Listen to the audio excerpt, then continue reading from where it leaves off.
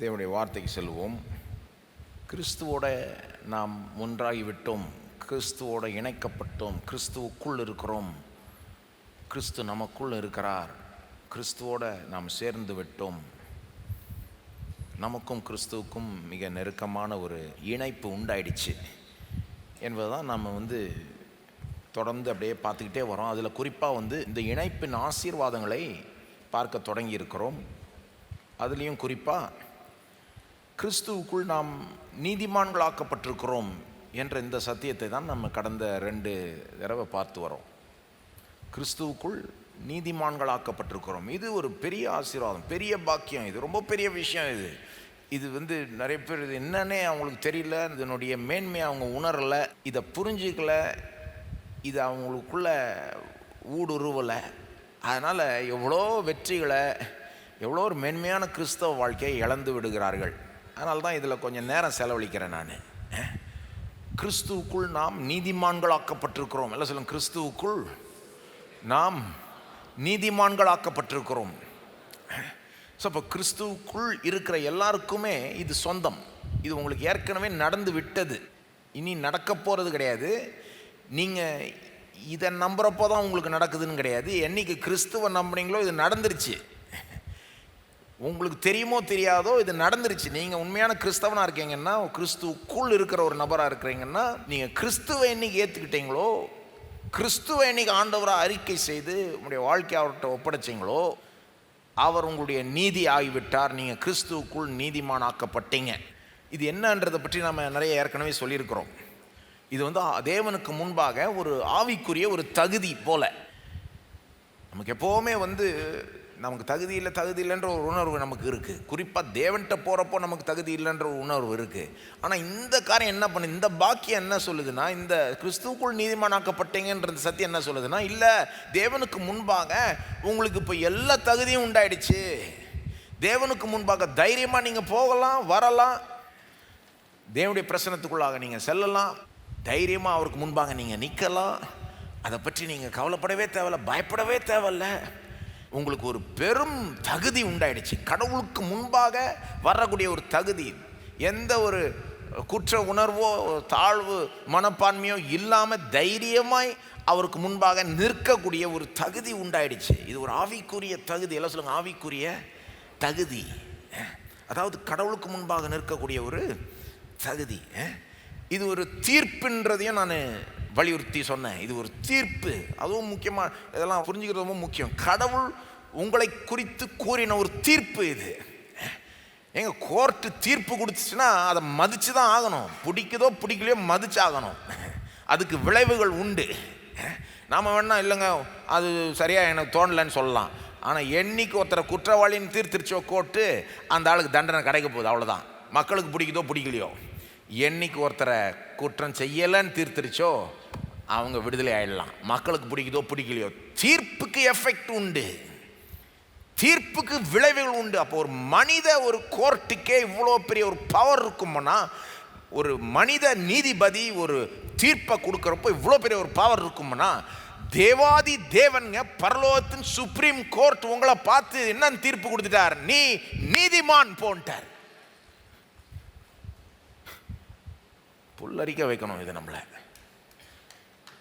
நம்மளை பார்த்து என்னன்னு சொல்லிட்டாரு, நீதிமான். இதுக்கு எஃபெக்ட் இல்லைன்னு நினைக்கிறீங்க? ஐயோ, பெரிய எஃபெக்ட் இருக்கு. அவர் அந்த ஒரு வார்த்தையை உங்களை பார்த்து சொன்னதுனால எல்லாமே மாறிவிட்டது, எல்லாமே மாறிவிடு. இதை புரிஞ்சுக்கணும் பாருங்க. அதனால தான் இதை தீர்ப்பு என்பதை புரிஞ்சுக்கணும். நீதிமானாக்கப்பட்டிருக்கிறோம் என்பது தேவனிடத்திலிருந்து நாம் நீதிமான்கள் என்ற ஒரு தீர்ப்பை பெற்றிருக்கிறோம் என்று அந்த விதத்தில் புரிஞ்சுக்கணும். இப்படி தான் மார்ட்டின் லூத்தர்லாம் புரிஞ்சுக்கிட்டாரு பாருங்க. அதனால தான் அந்த சீர்திருத்தத்தை அவர் கொண்டு வந்தார், ஒரு புரட்சியை கொண்டு வந்தார். ஏன்னா அவருக்கு அப்படியே தலையில் அவரை தூக்கி வாரி போட்டுருச்சு. இது கடவுள் என்ன நீதிமான் என்று தீர்த்து விட்டார். கடவுள் என்ன நீதிமானாய் கருதுகிறார், நீதிமானாய் பார்க்கிறார், பர்ஃபெக்ட் நீதிமானா பார்க்கிறாரு. ஒரு பாவத்தையும் செய்யாத, எல்லா நீதியும் நிறைவேற்றின நீதிமானா பார்க்கிறாரு. அப்படின்றது உள்ளத்துக்குள்ள போன பிறகு அவர் அப்படியே தலையில மாத்திடுச்சு. போன தடவை நம்ம பார்த்தோம், கிறிஸ்துவுக்குள் நாம் தேவ நீதி ஆகும்படிக்கு தான் பாவத்தை அறியாத அவரை நமக்காக தேவன் பாவமாக்கினார். பார்த்தோம் இல்லையா? 2 கொரிந்தியர் 5:21. ஏன் சிலுவையில் இயேசுவை தேவன் பாவமாக்கினார்? பாவத்தின் ஒட்டுமொத்த உருவமாக்கினார். ஏன்னா அப்போதான் நாம் கிறிஸ்துவுக்குள் தேவ நீதி ஆக முடியும். நாம் தேவ நீதியே பெற்றிருக்கிறோம். அதனால தான் சொல்கிறோம், கடவுளுக்கு முன்பாக நிற்கிறதுக்கு எல்லாம் தகுதியை நமக்கு கிடைச்சிருச்சு. ஏன்னா இப்போ தேவ நீதி நம்ம மேலே இருக்குது. நாம் கிறிஸ்துவின் நீதியை தரித்து கொள்ளுகிறோம். உச்சந்தலையிலிருந்து உள்ளங்கால் வரைக்கும் கிறிஸ்துவனுடைய நீதி, அதாவது தேவனுடைய நீதியே நம்ம மேலே இருக்குது. தேவன் நம்மளை பார்க்குறப்போ தம்முடைய நீதியை பார்க்குறார். கிறிஸ்துவனுடைய நீதியை நம்ம மீது பார்க்குறாரு. சொல்லப்போனால் கிறிஸ்துவனுடைய நீதியை நாம் தரித்திருக்கிறோம், பெற்றிருக்கிறோம், சுமக்கிறோன்றது மட்டும் இல்லாமல் தேவ நீதியாகவே ஆகிவிட்டோம் என்று வசனம் சொல்லுது. தேவ நீதியாய் ஆகிவிட்டோம். எல்லாரும் சொல்லுங்க, கிறிஸ்துவுக்குள் நாம் தேவ நீதி ஆகிவிட்டோம். இது பயங்கரமான சத்தியங்க. இது உங்களை ஏதோ பண்ணலைன்னா, ஒன்று நான் ஒழுங்காக சொல்ல, இல்லைன்னா நீங்கள் ஒழுங்காக புரிஞ்சிக்கல, எங்கேயோ மிஸ் ஆகுது. என்னமோ பண்ணணும் உங்களை. அது எப்படிங்க இப்படி ஒரு தகுதியை பெற்றோம்? அது எப்படிங்க இப்படி தேவன் நம்மளை பார்க்குறாரு, இப்படி ஒரு தீர்ப்பை கொடுக்குறாரு? நாம் அப்படி ஒன்று எல்லா நீதியும் நிறைவேற்றலே, நம்ம எவ்வளோ பாவம் செஞ்சிட்டோமே. இப்போ கிறிஸ்தவன் ஆயிட்ட பிறகும் சில நேரம் பாவம் செய்கிறோமே. எவ்வளோ செய்யக்கூடாததை செய்கிறோம், எவ்வளோ செய்ய வேண்டியதை செய்யாமல் விடுறோம். அப்போ எப்படி தேவன் நம்மளை இப்படி பார்க்க முடியும், இப்படி தீர்க்க முடியும், இப்படி ஏற்றுக்கொள்ள முடியும்? இதெல்லாம் எப்படி, எதன் அடிப்படையில் இதெல்லாம் நடக்குது? நம்ம கிரியையின் அடிப்படையில் கிடையாது. இது கிறிஸ்துவின் அடிப்படையில். கிறிஸ்துவின் அடிப்படையில். கிறிஸ்து வாழ்ந்ததுனால, நான் வாழ்ந்ததுனால இல்லை. என் வாழ்க்கையை பார்த்து என்ன நீதிமான் அவர் தீர்க்க முடியாது, உங்களையும் தீர்க்க முடியாது. ஏன்னா கடவுளுடைய எதிர்பார்ப்பு ரொம்ப ஓவர் பர்ஃபெக்ஷன், ரொம்ப பூரணத்தை எதிர்பார்க்குறாரு பாருங்க. தேவன் அவர்கிட்ட விளையாட முடியாது. இல்லை நான் 50 மார்க் வாங்குகிறேன், 60 மார்க் வாங்குகிறேன். நமக்கு இந்த ஸ்கூல்லலாம் அப்படியே ஓரளவுக்கு பாஸ் மார்க் வாங்கி ஏதோ தள்ளி தள்ளி தள்ளி தள்ளி தள்ளி பழக்கமாகிடுது. இப்படி ஏதோ பாஸ் ஆனால் போதும், ஏதோ ஓரளவுக்கு வாங்கிட்டு அப்படியே அதை வச்சு அட்ஜஸ்ட் பண்ணிட்டு போயிடலாம். அவர்கிட்ட அட்ஜஸ்டே பண்ண முடியாது கடவுள்கிட்ட. நீங்கள், அவர் ரொம்ப ஓவர் பரிசுத்தர், அவர் பூரணத்தை எதிர்பார்க்குறாரு பாருங்க. அப்போ நம்ம வாழ்க்கையை பார்த்தா அவர் நம்மளை நீதிமான் தீர்க்க முடியாது, ஏற்றுக்கொள்ள முடியாது. ஆனால் நம்மளை அவர் எப்போவுமே தனியாகவே பார்க்கவே மாட்டார். நம்மளை எப்போவுமே எப்படி பார்க்குறாரு? கிறிஸ்துவுக்குள் பார்க்குறாரு. எப்படி பார்க்குறாரு? கிறிஸ்துவுக்குள். நல்ல வேலைங்க, நம்மளை கிறிஸ்துவுக்குள் வச்சிட்டாரு. அதனால் கிறிஸ்துவுக்குள் பார்க்குறாரு. ஏன் கிறிஸ்துவுக்குள் பார்க்குறாருன்னா, உண்மையிலே நாம் கிறிஸ்துவுக்குள் இருக்கிறோம். அவர் தான் நம்மளை கிறிஸ்துவுக்குள் வச்சிட்டாரு. அதனால் இனி நம்மளை பார்த்தா எப்போவுமே கிறிஸ்துவை தான் பார்க்கணும் அவர். ஏன்னா கிறிஸ்துவும் நாமும் ஒன்றாய் ஆகிவிட்டோம். அதனால தான் இந்த கிறிஸ்துவுக்குள்ன்ற சத்தியம் ரொம்ப முக்கியம் பாருங்க. எப்படி என்ன அவர் நீதிமானா பார்க்கலாம்? ஏன்னா நானும் கிறிஸ்துவும் ஒன்றாகி விட்டேன். அப்போ அவர் என்ன பார்க்குறப்போ கிறிஸ்துவனுடைய நீதியை பார்க்குறார். நானும் கிறிஸ்துவும் ஒன்றாகி விட்டேன். இல்லை சொல்லுங்க, நானும் கிறிஸ்துவும் ஒன்றானோம். ஆகவே தேவன் என்ன பார்க்குறப்போ கிறிஸ்துவை பார்க்குறார். ஏங்க, உங்களோடய ஒருத்தர் ஒட்டிக்கிட்டே இருந்தா உங்களை பார்க்குறப்போலாம் அவரையும் பார்த்து தானே ஆகணும். சில நேரம் நம்ம சொல்லுவோம், என்னடா இருந்தாலும் எப்போ பார்த்தாலும் ஒட்டினே இருக்கார், இவரை பார்க்கணுன்னா இவரும் கூடவே. அந்த மாதிரி நம்மளை பார்த்தா கூட கிறிஸ்துவ ஒட்டினே இருக்கார், கிறிஸ்துவை பார்த்தா நாம் ஒட்டிக்கிட்டே இருக்கிறோம். அப்போ நம்மளை பார்த்தா தேவனுக்கு யார் தெரிகிறாரு? கிறிஸ்து தான் தெரிகிறார். இன்னும் கேட்டால் நாம் தெரிகிறத விட கிறிஸ்து தெரிகிறார். நாம் கிறிஸ்துவுக்குள் இருக்கிறோம். அப்போது நம்முடைய நீதியை பார்க்கல, கிறிஸ்துவனுடைய நீதி நம்முடைய நீதியாய் பார்க்குறாரு. திருமணத்தில் அப்படி தானே, புருஷனுடைய சொத்தை மனைவியின் சொத்தாக தானே பார்க்குறோம், அல்லது மனைவியின் சொத்தை புருஷனுடைய சொத்தாக தானே பார்க்குறோம். சட்டமே அதுதான் சொல்லுது. கிறிஸ்தவ திருமணத்திலையும் நம்ம வாக்குறுதியெல்லாம் அப்படி தான் எழுதப்பட்டிருக்கு. என் உலக சம்பத்து அனைத்தையும் உன்னோட பகிர்ந்து கொள்கிறேன் அப்படின்னு சொல்லுவாங்க. ஜனங்க என்ன சொல்கிறாங்கன்னு அவங்களுக்கே தெரியாது.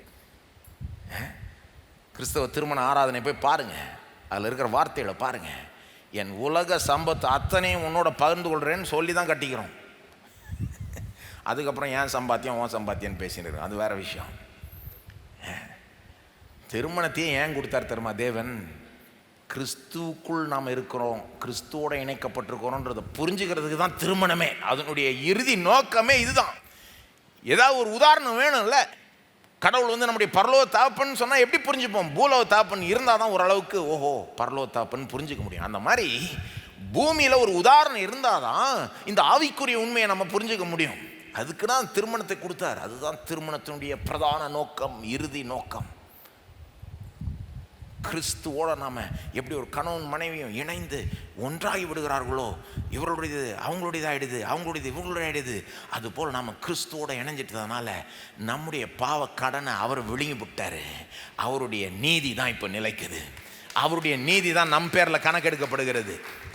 இப்போ தேவன் நம்மளை பார்க்குறப்போ நீதிமானா பார்க்குறார். நான் செஞ்சதுனால இல்லை, கிறிஸ்து செஞ்சதுனால, கிரியையினால இல்லை, கிருபையினால, அவருடைய ரத்தத்தினால. இதை நான் என்ன பண்ணணும்? நான் விசுவாசிக்கணும். நல்லா சொல்லுங்க, விசுவாசிக்கணும்.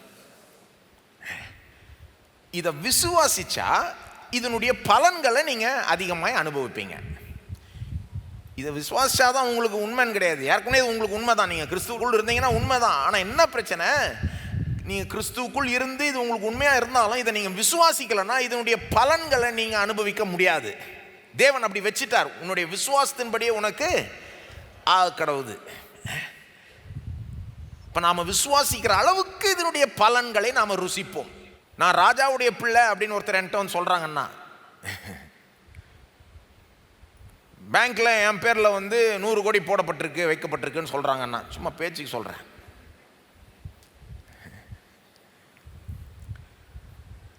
இது உண்மையாக இருந்தால் கூட நான் வந்து இல்லை அதெல்லாம் நான் நம்பலை, என்ன கதையாக இருக்குது அப்படின்ட்டு நம்பாமல் போயிட்டேன்னா, அது உண்மையாக இருந்தால் கூட நான் அதை ருசிக்க முடியாது. அந்த மாதிரி உண்மையிலே நீங்கள் நீதிமான்கள். தேவன் உங்கள் நீதிமான் என்று தீர்த்து விட்டார். உங்களை அப்படி தான் பார்க்குறாரு. ஆனால் நீங்கள் அதை நம்புறீங்களா? நீங்கள் அதை நம்புறீங்கன்னா அதனுடைய பலன்களை நீங்கள் ருசிப்பீங்க. அதிகமாக ருசி நம்புற அளவுக்கு ருசிப்பீங்க. அப்படி வச்சுட்டார் தேவன். எங்கேயோ ஒரு இடத்துல நமக்கு ஒரு பங்கு கொடுக்கணும்னு அவர் விரும்புகிறார் பாருங்க. ஆனால் என்ன சொல்கிறார்? நீ விசுவாசி, அதான் முதல் பங்கு. நம்மகிட்ட இருந்து தேவன் முதல்ல எதிர்பார்க்குற என்னது? விசுவாசம், கிரியே கிடையாது. முதல்ல என்ன எதிர்பார்க்குறாரு? விசுவாசம். விசுவாச கிரியை வந்துடும் அதுக்கப்புறம். அப்போது எல்லாம் சொல்லுங்க, கிறிஸ்துவுக்குள் நான் நீதிமான். இது சொல்லிக்கிட்டே இருந்தால் தான் விசுவாசிக்க தொடங்கும். நம்ம இந்த சபையினுடைய மக்களுக்கு நம்முடைய வாயின் வார்த்தைகளுடைய வல்லமை தெரியும் உங்களுக்கு. அதுக்கும் விசுவாசத்துக்கும் சம்பந்தம் தெரியும் உங்களுக்கு இல்லையா? விசுவாசத்தை எப்படி வளர்த்துக்கிறது? கேள்வினால் வசனத்தை கேட்டுக்கிட்டே இருக்கணும். அது மட்டும் இல்லை, வசனத்தை பேசிக்கிட்டே இருக்கணும். சத்தியங்களை பேசி இதை வந்து அடிக்கடி சொல்லணும்.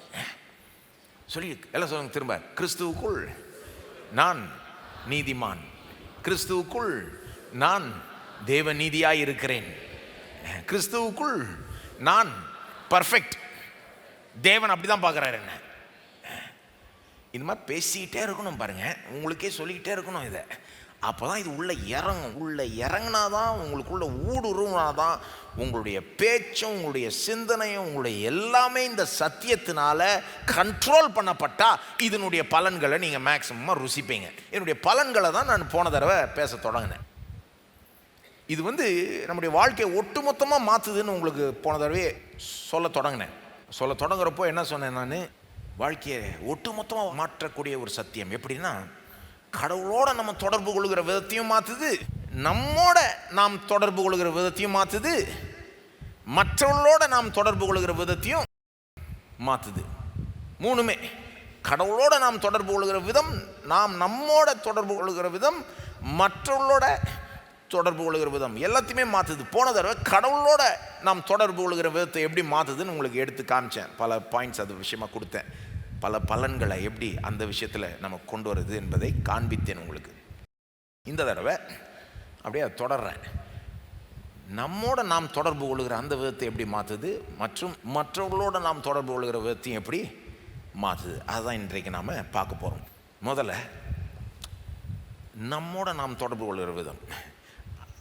நம்மோட நாம் தொடர்பு கொள்கிற விதம்னா என்ன சொல்ல வரேன்? நாம் நம்ம பற்றி உணர்கிற விதம், நாம் நம்மையை பற்றி சிந்திக்கிற விதம், நாம் நம்மையை பற்றி உணர்கிற விதம், அதெல்லாம் மாற்றிடுது. இது எப்படி மாற்றுது காமிக்கிறேன் பாருங்கள். அப்புறம் பிறகு மற்றவர்களோட தொடர்பு கொள்கிற விதத்தையும் மாற்றுதுன்னு காமிக்கிறேன். இது ரொம்ப ப்ராக்டிக்கலான ஒரு சத்தியம் பாருங்கள். ப்ராக்டிக்கலாக உங்கள் வாழ்க்கையில் பல வித்தியாசங்களை ஏற்படுத்துகிறது. நம்பர் 1, நம்மோட தொடர்பு விதத்தை எப்படி மாற்றுது? நாம் நம்மையே பற்றி சிந்திக்கிற, எண்ணுகிற, உணர்கிற விதத்தை மாற்றுது. நம்பர் 1 எப்படின்னா, பெருமை உள்ளவர்களாய் ஆகாதபடிக்கு நம்மளை தடுத்து நிறுத்துது. பெருமையை நம்ம வாழ்க்கைக்குள்ளே வராதபடிக்கு இது என்ன பண்ணுது? பெருமையை தடுத்து நிறுத்துது, பெருமையை அகற்றி விட்டுருது. பெருமைக்கு இடமே இல்லாத அளவுக்கு இந்த சத்தியம் ஆக்கிடும். எந்த சத்தியம்? நீங்கள் கிறிஸ்துவுக்குள் நீதிமான் என்றதை நீங்கள் உண்மையிலே புரிஞ்சுக்கிட்டீங்கன்னா, இது உங்களுக்குள்ளே நல்லா போச்சுன்னா, இதை உண்மையிலே நீங்கள் நம்புறீங்கன்னா, உங்களுக்குள்ளே உருவ பெருமைக்கு இடம் இல்லாமல் போயிடும் உங்கள் வாழ்க்கையில். இந்த உலகத்தில் பெருமைன்றது ஒரு சகஜமான ஒரு விஷயம். மனுஷனுக்கு ஒரு பெரிய ஈகோ இருக்குது. ஈகோனாலே உறவுகள் கெடுது. எத்தனையோ திருமண உறவுகள் ஒன்றும் இல்லை, ஈகோனால கெடுது, அதாவது பெருமைனால கெடுது. எத்தனையோ சண்டைகள், ஒற்றுமை இல்லாத நிலை ஆஃபீஸில் வேலை ஆட்கள் மத்தியில் வர்றதுக்கு காரணம் என்னது? மனிதர்களுடைய ஈகோ, பெருமை, வேறு ஒன்றுமே கிடையாது. அதனால தான் சப்ஜெக்டை கற்றுக்கலாம், பெரிய எக்ஸ்பர்ட் ஆகிடலாம், 100க்கு 100 வாங்கிடலாம். ஆனால் ஒரு கம்பெனியை நடத்தி சில ஆட்களை மேய்க்கிறது ரொம்ப ரொம்ப கஷ்டம். ஏன்னா ஒவ்வொருத்தருக்குள்ளேயும் பெருமை இருக்கும், ஈகோ இருக்கும். இதெல்லாம் அப்படியே அரவணைச்சிட்டு போகிறது ரொம்ப ரொம்ப கஷ்டம் பாருங்கள். ஏன்னா பொதுவாக மனிதர்களுக்குள்ளே ஒரு பெருமை இருக்குது. அதை வேதமே சுட்டி காண்பிக்குது பாருங்கள். 1 யோவான் 2:15 பாருங்கள். உலகத்திலும் உலகத்தில் உள்ளவைகளிலும் அன்பு கூறாதிருங்கள். அதாவது தேவனே உலகத்தை அன்பு கூர்ந்தார்னு வேதம் சொல்லுது. இங்கே உலகத்திலும் உலகத்தில் உள்ளவைகளையும் அன்பு கூறாதீங்கன்னா என்ன சொல்ல வருது? உலகத்தில் உள்ள கெட்ட காரியங்களை அன்பு கூறாதீங்க. உலகத்தில் நல்லதும் இருக்குது, கெட்டதும் இருக்குது. அந்த கெட்டதுக்கும் உங்களுக்கும் சம்மந்தம் இருக்கக்கூடாது. அதை நீங்கள் விரும்பக்கூடாது. அவங்க சில காரியங்கள்லாம் விரும்புகிறாங்க, சில காரியங்களை பெருசாக நினைக்கிறாங்க உலகத்தில். அப்படி நீங்கள் எண்ணக்கூடாது. தொடர்ந்து சொல்கிற பாருங்கள். ஒருவன் உலகத்தில் அன்பு கூர்ந்தால் அவனிடத்தில் பிதாவின் அன்பு இல்லை. 16, ஏனெனில் மாம்சத்தின் இச்சையும், உலகத்தில் என்ன இருக்குது? கெட்ட காரியங்கள் என்ன இருக்குது? உலகத்தார் விரும்பும் கெட்ட காரியங்கள் என்ன? மாம்சத்தின் இச்சையும், கண்களின் இச்சையும், ஜீவனத்தின் பெருமையுமாகிய உலகத்தில் உள்ளவைகள் எல்லாம் பிதாவினால் உண்டானவைகள் அல்ல, அவைகள் உலகத்தினால் உண்டானவைகள். 17, உலகமும் அதன் இச்சையும் ஒளிந்து போகும், தேவனுடைய சித்தத்தின்படி செய்கிறவனோ என்றைக்கும் நிலைத்திருப்பான். 16 பாருங்க. திரும்ப அங்கே பெருமைன்றதுக்கு வந்தது கவனிச்சிங்களா? மாம்சத்தின் இச்சை, கண்களின் இச்சை, ஜீவனத்தின் பெருமை, த ப்ரைட் ஆஃப் லைஃப். மனுஷனுக்கு தன்னுடைய ஜீவனை பற்றி பெருமை இருக்குது. குறிப்பாக கொஞ்சம் பெருசாக சாதிச்சிட்டான்னா, கொஞ்சம் பெருசாக படிச்சிட்டான்னா, கொஞ்சம் பெருசாக சம்பாதிக்கிறான்னா, கொஞ்சம் பெருசாக ஒரு அந்தஸ்து உடையவனாக இருக்கிறான்னா, கொஞ்சம் பெரிய ஒரு செல்வாக்குடையவனாக இருக்கான்னா பெருமை ஈஸியாக வந்துடலாம். சில நேரம் அப்படிலாம் இல்லாமலே பெருமை கூட வந்துடுது. அப்போது உலகத்துக்கிட்ட அந்த ஒரு குவாலிட்டி இருக்குது பாருங்கள். ஆனால் தேவன் அதை விரும்பலை. இதை ஒரு கெட்ட காரியமாக பார்க்குறாரு. கிறிஸ்தவர்கள்ட்ட அது இருக்கக்கூடாதுன்னு அவர் நினைக்கிறாரு. கிறிஸ்தவர்கள்ட்ட எப்படி அது இருக்காமல் போகும்? நாமும் உலகத்தில் தான் இருக்கிறோம், நாமளும் மற்ற மக்களும். நாமளும் என்ன, நாம் வானத்திலிருந்து இறங்கி வந்தோம் கிடையாது. நாமளும் இங்கே தான் பிறந்தோம், இதே மண்ணில் தான் வாழ்கிறோம், எல்லாம் பண்ணுறோம். அப்போது நமக்கு எப்படி அது வராமல் இருக்க முடியும்? எப்படின்னா, ஒருவன் உண்மையிலே ரட்சிக்கப்படும் போது அந்த ரட்சிப்பை புரிஞ்சுக்கிறப்போ, ரட்சிப்படுறப்போ எப்படி கிறிஸ்துவுக்குள் அவன் வந்தான், கிறிஸ்துவுக்குள் வந்ததுனால தான் அவன் நீதிமானாக ஏற்றுக்கொள்ளப்படுகிறான். தன்னுடைய சுய நீதினால் அல்ல, கிறிஸ்துவின் மூலமாய், கிறிஸ்துவனாலே தான் அவன் நீதிமான் என்று தேவனால் ஏற்றுக்கொள்ளப்படுகிறான். தன்னுடைய சுயநீதின்னு பார்த்தா அவன் பாவி தான் கடவுளுக்கு முன்பாக அப்படின்னு ஒரு மனுஷன் உணர்ந்துட்டான் வைங்களேன். தான் எவ்வளோ நல்லது செஞ்சிருந்தாலும், எவ்வளோ தானம் தர்மம் செஞ்சிருந்தாலும், எவ்வளோ அவன்கிட்ட நல்ல குணம் இருந்தாலும், எவ்வளோ அவன் புண்ணியம் கட்டி கொண்டு இருந்தாலும் கூட, கடவுள் அவனை பார்க்குறப்போ கிறிஸ்து இல்லாமல் கிறிஸ்துக்கு வெளியே பார்த்தா அவன் பாவிதான். கிறிஸ்துக்குள்ளதான் நீதிமான், கிறிஸ்துக்கு வெளியே அவனுக்கு கடவுளுக்கு முன்பாக வர்றதுக்கு எந்த தகுதியும் இல்லை அப்படின்னு ஒரு மனுஷன் உண்மையிலே உணர்ந்துட்டான்னா அவனுக்கு இந்த பெருமை போயிடும், அந்த தவறான பெருமை.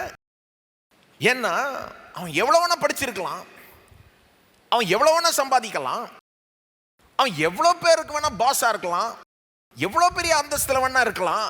ஆனால் இந்த சத்தியத்தை அவன் உணர்ந்துட்டானா? எந்த சத்தியம்? இப்போ கிறிஸ்துவுக்கு வெளியே, கிறிஸ்து இல்லாமல், கிறிஸ்து எனக்காக வாழ்ந்து மரித்து உயிரோடு எழும்பி பரிந்து பேசலைன்னா நான் கடவுளுக்கு முன்பாக எனக்கு நிற்கிறதுக்கு எந்த தகுதியும் இல்லை. என் படிப்பு என்ன தகுதிப்படுத்த முடியாது, என் செல்வம் என்ன தகுதிப்படுத்த முடியாது, என்னுடைய ஃபேமிலி பேக்ரவுண்ட் என்ன தகுதிப்படுத்த முடியாது, என்னுடைய சாதனைகள் என்ன தகுதிப்படுத்த முடியாது.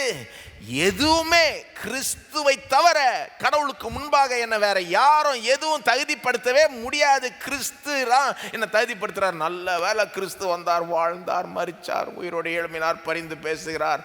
அதனால தான் கடவுளுக்கு முன்பாக எனக்கு நிற்க கூட தகுதி இருக்கு. எல்லாம் தகுதியும் கிறிஸ்துக்குள்ள தான் இருக்கு. இதெல்லாம் சேர்த்து வச்சா கூட என்ன தகுதிப்படுத்தாதுன்னு ஒருத்தன் உண்மையில நம்பினான்னா, ஏங்க அவன் படிப்புலையோ செல்வத்திலையோ அவனுடைய அந்தஸ்துலையோ அவனுடைய சாதனைகள்லையோ அவனுடைய அதிகாரத்திலையோ அவன் ஒரு பெருமை கொள்வான்றீங்க, அவன் தலைக்கு அது ஏறோன்றீங்க. ஒரு தவறான ஈகோ அவனுக்கு இருக்கோன்றீங்க. இருக்காது, இருக்க முடியாது, போயிடும். அதனால தான் இந்த சத்தியத்தை நம்ம நல்லாவே புரிஞ்சுக்கணும், நமக்குள்ள நல்லாவே போகணும். ஏன்னா கடவுள் அந்த தவறான பெருமையை வெறுக்கிறார். அதனால தான் பைபிளில் நீங்கள் பார்ப்பீங்க, சிலுவை தவிர வேறொன்றை குறித்தும் நான் மேன்மை பாராட்ட மாட்டேன் அப்படின்றார் பவுல். மேன்மை பாராட்டுகிறவன் கர்த்தரை பற்றி மேன்மை பாராட்டுவானாக. 1 கொரிந்தியர் 1:30. ஒருத்தன் பெருமைப்பட்டுக்கணும்னா யாரை பற்றி பெருமை பண்ணாமன்? கர்த்தரை பற்றி பெருமை. இன்னொரு இடத்துல சொல்றார், பெருமைப்படுறவன் மேன்மை பாராட்டுறவன் என்னை அறிஞ்சிருக்கிறான் என்பதில் பெருமை பாராட்டட்டும், தன்னுடைய ஞானத்திலேயோ பலத்திலேயோ செல்வத்திலேயோ பெருமை பாராட்ட வேண்டாம் எரேமியால சொல்றாரு. ஏன்னா ஒரு மனுஷன் இதை புரிஞ்சுக்கிட்டான்னா பாருங்க, கிறிஸ்து இல்லாம கிறிஸ்துக்கு வெளியே நான் என்ன வேணா சாதிச்சிருக்கலாம், எவ்வளோ பெரிய ஆளாவனா இருக்கலாம், ஆனா கடவுளுக்கு முன்பாக நான் பாவி. ஆனா கிறிஸ்துவுக்குள்ள நான் எவ்வளோ வேணா சாதிக்காம இருக்கலாம், எவ்வளோ வேணா உலகத்தின் பார்வையில கீழான அந்தஸ்தில் இருக்கலாம், ஆனா நான் நீதிமான். இப்படின்னு ஒரு மனுஷன் புரிஞ்சுக்கிட்டான்னா எங்க பெருமைக்கு இடம் இருக்குன்றீங்க? இருக்கவே இருக்காது. அப்போ இந்த சத்தியத்தை நம்ம தியானிக்க தியானிக்க இந்த பெருமை நம்மளை விட்டு போயிடும் பாருங்க. ஆனால் திரும்ப திரும்ப வரும், தலை காட்டும். என்னங்க பெருமை அப்படி தானே, திரும்ப திரும்ப தலை காட்டுற ஒன்று. அதனால் திரும்ப திரும்ப நாம் இதையே நமக்கு பேசிக்கணும், சொல்லிக்கணும், தியானிக்கணும், நினைப்பூட்டிக்கணும். இன்றைக்கி நான் பேசுகிறேன், இதனுடைய எஃபெக்ட் ஒரு 1-2 நாள் நீங்கள் பார்ப்பீங்க. அதுக்கப்புறம் இந்த சத்தியத்தை மறந்துட்டீங்கன்னா அப்புறம் திரும்ப அப்படியே லைட்டாக தலை காட்டும். நான் எவ்வளோ படிச்சிருக்கேன் பற்றியா, எவ்வளோ பெரிய அந்தஸ்தில் இருக்கிறேன் பற்றியா, எவ்வளோ பெரிய விஷயங்களை செய்கிறேன் பற்றியா, எவ்வளோ சாதிச்சிருக்கேன் பற்றியா. உடனே இதெல்லாம் என்னை தேவனுக்கு முன்பாக தகுதிப்படுத்தலை, கிறிஸ்து தான் என்னை தகுதிப்படுத்துகிறார் நினைப்பூட்டினீங்கன்னா அந்த விதமான தவறான ஒரு மேட்டுமையோ அந்த பெருமையோ ஈகோவோ போயிடும். பெருமை உள்ளவனை தேவன் எதிர்க்கிறார்னு வேதம் சொல்லுது. யாக்கோபு 4:6. அவர் அதிகமான கிருபையை அளிக்கிறாரே, யாக்கோபு 4:6. ஆதலால் தேவன் பெருமை உள்ளவர்களுக்கு எதிர்த்து நிற்கிறார், தாழ்மை உள்ளவர்களுக்கோ கிருபை அளிக்கிறார் என்று சொல்லியிருக்கிறதே. தேவன் பெருமை உள்ளவர்களுக்கு எதிர்த்து நிற்கிறார், தாழ்மை உள்ளவர்களுக்கோ கிருபை அளிக்கிறார். அந்த உலக பெருமைக்கு இடம் கொடுத்தோன்னு வைங்களேன், தேவனுடைய கிருபையே பெற்றுக்கொள்ள முடியாது வாழ்க்கையில். தேவனுடைய ஆசீர்வாதத்தை தடுத்து நிறுத்திடும். அந்த பெருமைன்ற ஒரு காரியம் ஆசீர்வாதத்தை தடுத்து நிறுத்திடும். நான் சொல்கிறேன் பாருங்க, வேற எதுவுமே தேவையில்லை. இருக்கிறதுலே பெரிய பாவம் பெருமை தான் கடவுளுடைய பார்வையில். ஏங்க அதுதானே பிசாசனுடைய பாவம். அவன் தலைக்கு மேலே ஏறிக்கிட்டு என்ன நினைச்சான், கடவுள் மாதிரி நான் இருந்துக்கிறேன், கடவுள் ஸ்தானத்தில் நான் வந்துடுறேன், போ அவர் தேவையே கிடையாது, நான் ஆண்டுறேன் அப்படின்னு நினைச்சான் இல்லையா. அதுதான் இருக்கிறதுல பெரிய பாவம். ஆதாம் ஏவாள் ஏதேன் தோட்டத்தில் அவங்களுடைய பாவத்திலையும் பெருமையை பார்க்கலாம். நீங்கள் கடவுள் எனக்கு எதுக்கு இந்த மரத்தின் கனியை சாப்பிடாதுன்னு அவர் சொல்கிறார், நான் எதுக்கு அவர் சொல்கிற பேச்சு கேட்கணும், நானே எனக்கு கடவுளாக இருந்துக்கிறேன். பெருமை தான் இருக்கிறதுலே பெரிய பாவம். அந்த பாவத்துக்கு நம்ம பேச்சிலையோ எண்ணத்திலையோ நம்ம இடம் கொடுக்கக்கூடாது. எப்படி இடம் கொடுக்காமல் இருக்கிறது ரொம்ப ரொம்ப கஷ்டம். ஆனால் இதுதான் வழி. இந்த மாதிரி சத்தியத்தை பிடிச்சிக்கணும். இது உள்ள ஊடுருவணும் பாருங்க. அது ஊடுருவிடுச்சுன்னா, அந்த பெருமை போயிடுச்சுன்னா கடவுளுடைய எல்லா கிருபையும் நம்ம வாழ்க்கையில் ஃப்ளோ ஆக முடியும். ஆசீர்வாதங்கள் அப்படியே ஃப்ளோ ஆக முடியும். இல்லைன்னா இது தடுத்துட்டு. ரோமர் 12:3 பாருங்க. ரோமர் 12:3. எனக்கு அருளப்பட்ட கிருபையினாலே நான் சொல்லுகிறதாவது, உங்களில் எவனாகிலும் தன்னை குறித்து எண்ண வேண்டியதற்கு மிஞ்சி எண்ணாமல் அவனுக்கு தேவன் பகிர்ந்த விசுவாச அளவின்படியே தெளிந்த எண்ணம் உள்ளவனாய் எண்ண. உங்களில் எவனாகிலும் தன்னை குறித்து எண்ண வேண்டியதற்கு மிஞ்சி எண்ணாமல் இருங்க அப்படின்றார். சரி, ஓகே. ரெண்டாவது, ஸோ பெருமைக்கு இடம் இல்லாமல் போயிடும். ரெண்டாவது, பெருமைக்கு இடம் இல்லாமல் போயிடும்ன்றதுனால நாம் அப்படியே தாழ்வு மனப்பான்மை உள்ளவர்களாக ஆகிடுவோம்னு நான் சொல்ல வரல. ஏன்னா ரெண்டாவது பலன் என்னன்னா, நம்ம பற்றி இது சிந்திக்கிறது எப்படி மாற்றுதுன்னா, நம்மக்கிட்ட இருக்கிற தாழ்வு மனப்பான்மையும் எடுத்து போட்டுரும். தாழ்வு மனப்பான்மைக்கும் இடம் இல்லாமல் போயிடும். தாழ்மை வேற, தாழ்வு மனப்பான்மை வேற. தாழ்மை நல்லது, தாழ்வு மனப்பான்மை கெட்டது. தாழ்வு மனப்பான்மைன்னு சொல்லுவாங்க ஆங்கிலத்தில் இன்ஃபீரியாரிட்டி காம்ப்ளெக்ஸ். சிலருக்கு எப்படி இருக்குன்னா, அவங்களுக்கு தங்களோட அவங்க ரொம்ப பெரிய ஆட்கள் அப்படின்ற மாதிரி ஒரு எண்ணம். சிலருக்கு எப்படின்னா அப்படியே தலையில் அது எதிர்மாறான எண்ணம், நான் ஒன்றுமே கிடையாது, அவங்க தான் பெரிய ஆட்கள். அதாவது தங்களை குறித்து ரொம்ப அப்படியே குறைவாக எண்ணுவது. சிலர் தங்களை குறித்து ரொம்ப அதிகமாக எண்ணுறாங்க, சிலர் தங்களை குறித்து ரொம்ப குறைவாக எண்ணுறாங்க. ரெண்டுத்துக்குமே இடம் இல்லாமல் போயிடும். தாழ்வு மனப்பான்மை ஒரு காமன் ப்ராப்ளம், எல்லா மனிதர்களுக்குமே ஒரு பொதுவான ஒரு பிரச்சனை. குறிப்பாக கிறிஸ்தவர்களுக்கு சில நேரம் கொஞ்சம் அதிகமாகவே வந்துடுது. என்னது? இந்த தாழ்வு மனப்பான்மை. ஏன்னா நமக்கு பெருமை தப்புன்னு தெரிஞ்சதுனால நம்ம என்ன பண்ணிடுறோம், சில நேரம் அடுத்த எக்ஸ்ட்ரீமுக்கு போயிட்டு தாழ்வு மனப்பான்மை உடையவர்களாய் ஆயிடுறோம்.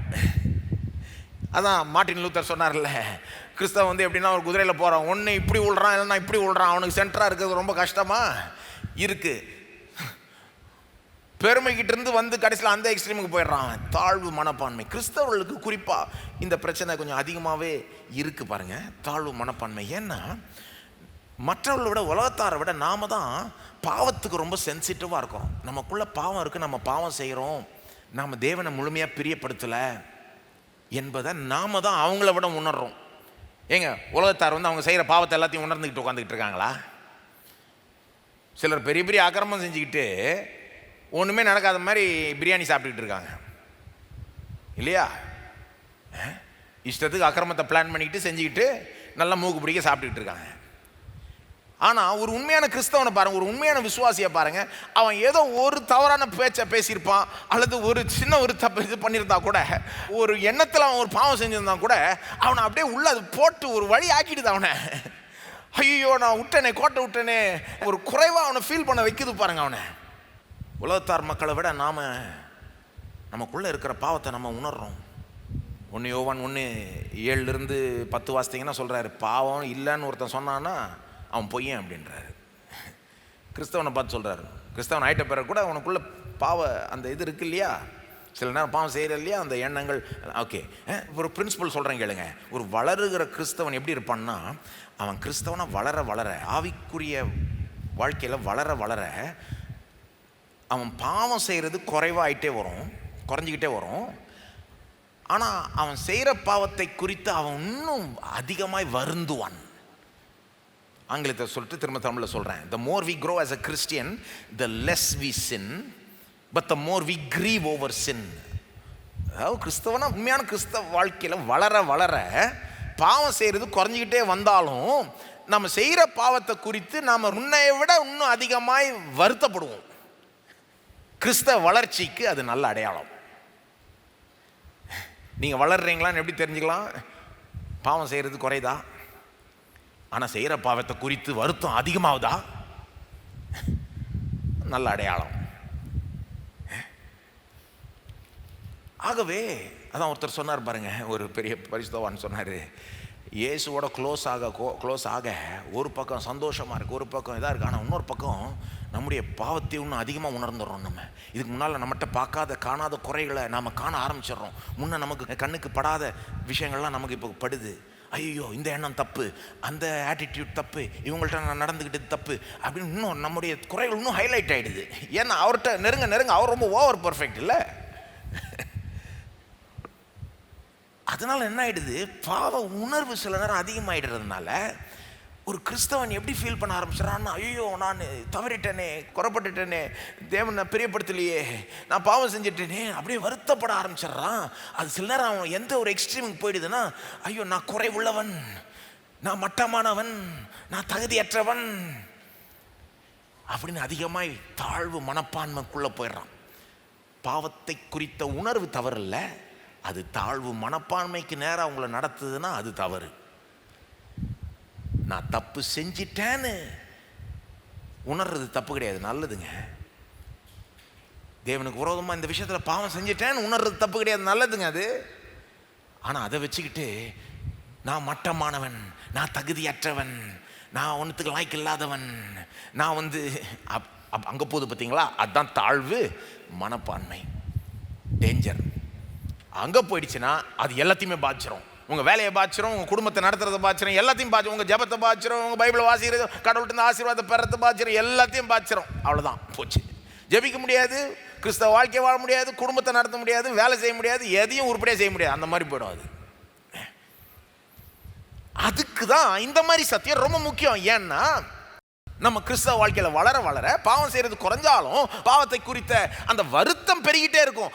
அதனால கூடவே என்ன பெருகிட்டு இருக்கணும் உங்க வாழ்க்கையில, நீதியை குறித்த உணர்வு. நீங்க நீதிமான் என்ற உணர்வுல நீங்க பெருகிட்டே இருப்பீங்கன்னா இதை கவுண்டர் பண்ணும். அது என்னங்க,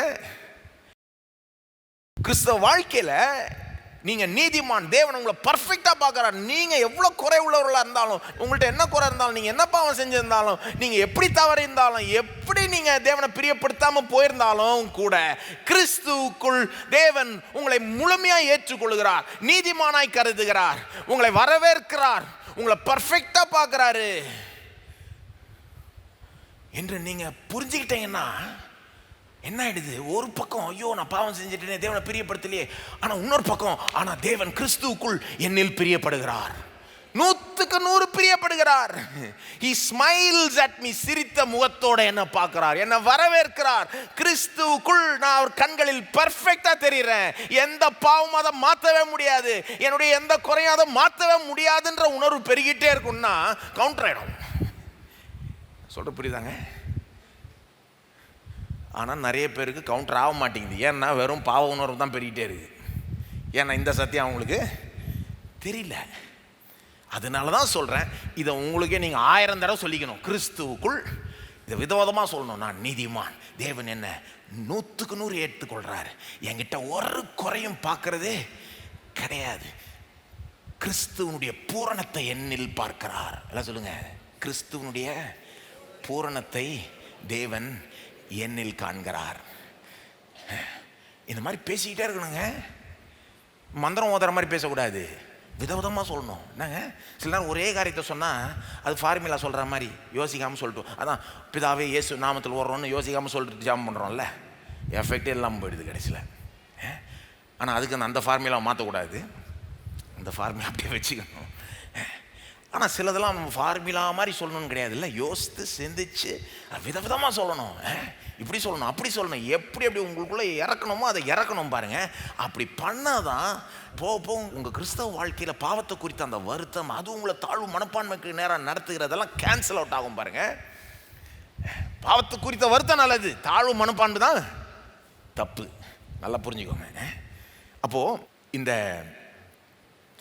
தாழ்வு மனப்பான்மையை உலகம் எப்படி திரும்ப ஹேண்டில் பண்ணுது, அவங்க என்ன பண்ணிடுறாங்க, அவங்களுக்கும் கொஞ்சம் கொஞ்சம் இந்த மாதிரி பிரச்சனை இருக்குது. எந்த பிரச்சனை, அவங்களுடைய தவறுகள், அவங்களுடைய குறைகள்லாம் பார்க்குறப்போ அவங்களுக்கும் ஒரு தாழ்வு மனப்பான்மை வருது. அதனால் அவங்க என்ன நம்ம பண்ணுறாங்க, குறைகளே பார்க்குறது கிடையாது, தவறுகளையே பெருசுப்படுத்திக்கிறது கிடையாது, குறைகளை பெருசுப்படுத்திக்கிறது கிடையாது. அவங்க மெத்தட் அது. தவறு குறையெல்லாம் பேசிக்கவும் மாட்டாங்க, பெருசுப்படுத்திக்கவும் மாட்டாங்க, மூடி மறைச்சு தங்கள்கிட்ட எந்த தவறும் இல்லைன்ற மாதிரி போயிடுவாங்க. ஏன்னா அப்போ தான் அவங்க தாழ்வு மனப்பான்மையை அவாய்ட் பண்ணலாம். புரியுதா உங்களுக்கு? உலக மெத்தட் தப்பு. நாம் அப்படி இருக்கக்கூடாது. தேவன் நம்மகிட்ட சொல்கிறார், பாவம் செஞ்சேன்னா அந்த பாவத்தை அறிக்கை பண்ணு. இப்போ உலக மெத்தடில் போகக்கூடாது. உலகத்தில் இன்னொரு மெத்தட் இருக்குது. ஒன்று என்ன பண்ணுவாங்க, அவங்க பண்ணுற தவறை மறைச்சி மூடிடுவாங்க, அதை பேச மாட்டாங்க, அதை பெருசாக நினைக்கவும் மாட்டாங்க, அதை பெருசுப்படுத்தாமல் அது ஒன்றும் நடக்காத போல் நடிப்பாங்க.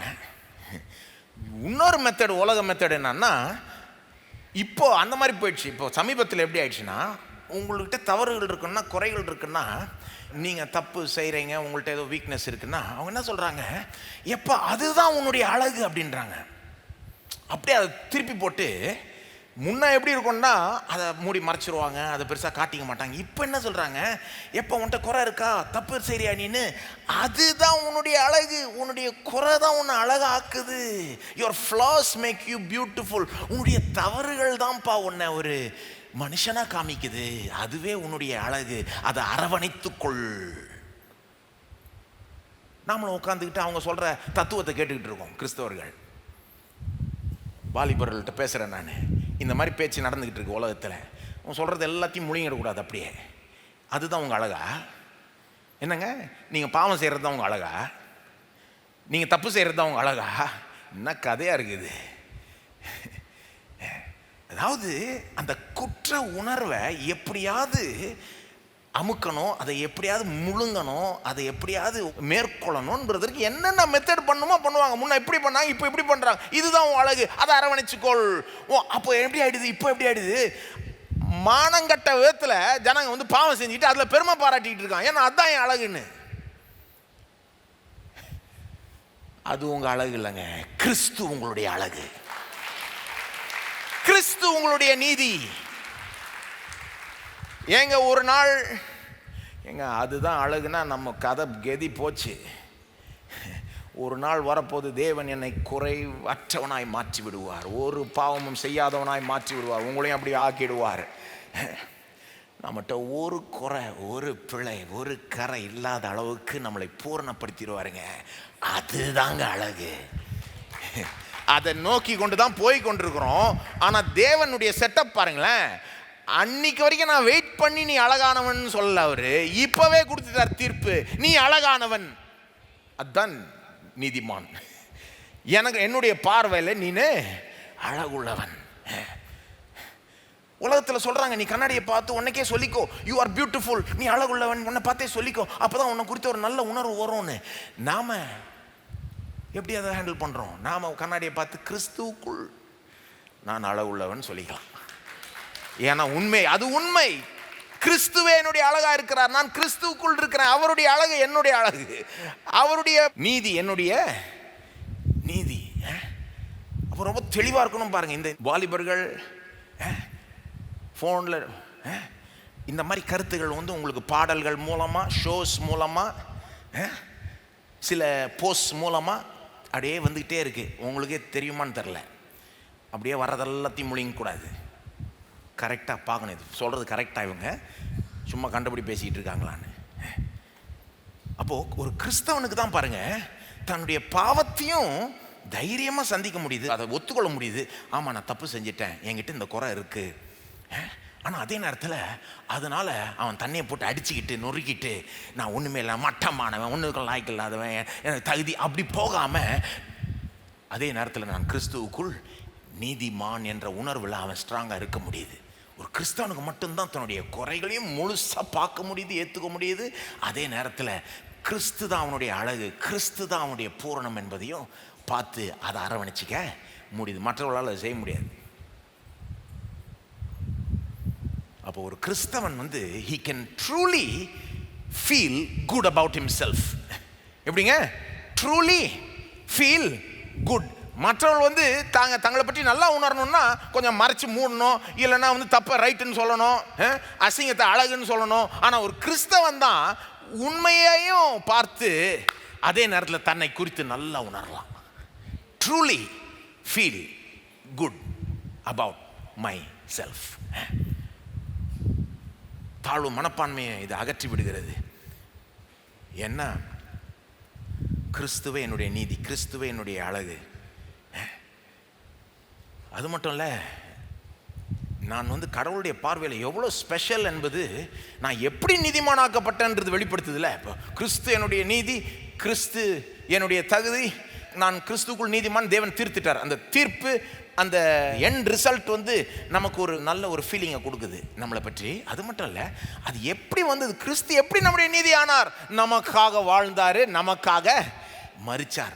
அப்போது நம்மளை நீதிமான் ஆக்கிறதுக்கு வானத்திலிருந்து பூமி வரைக்கும் வந்து தேவாதி தேவன் நமக்காக ஒவ்வொரு நாளும் வாழ்ந்து கல்வாரி சிலுவையில் பாடுபட்டு மரித்து உயிரோடு எழும்பி நித்தியமாய் நமக்கு பரிந்து பேசுகிறார்னா நம்ம மேலே எவ்வளோ அன்பு வச்சிருப்பார், நம்மளை எவ்வளோ விசேஷித்தவர்களாக பார்ப்பார்.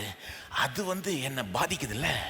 அப்போ ஒரு பக்கம் ஐயோ நான் குறை செஞ்சிட்டேன்னு இருக்குது, இன்னொரு பக்கம் எனக்காக இவர் எவ்வளோ செஞ்சார், என்னை எவ்வளோ ஸ்பெஷலாக பார்க்குறாருல்ல அப்படின்றது என்னை பற்றி நல்லா உணர வைக்குது.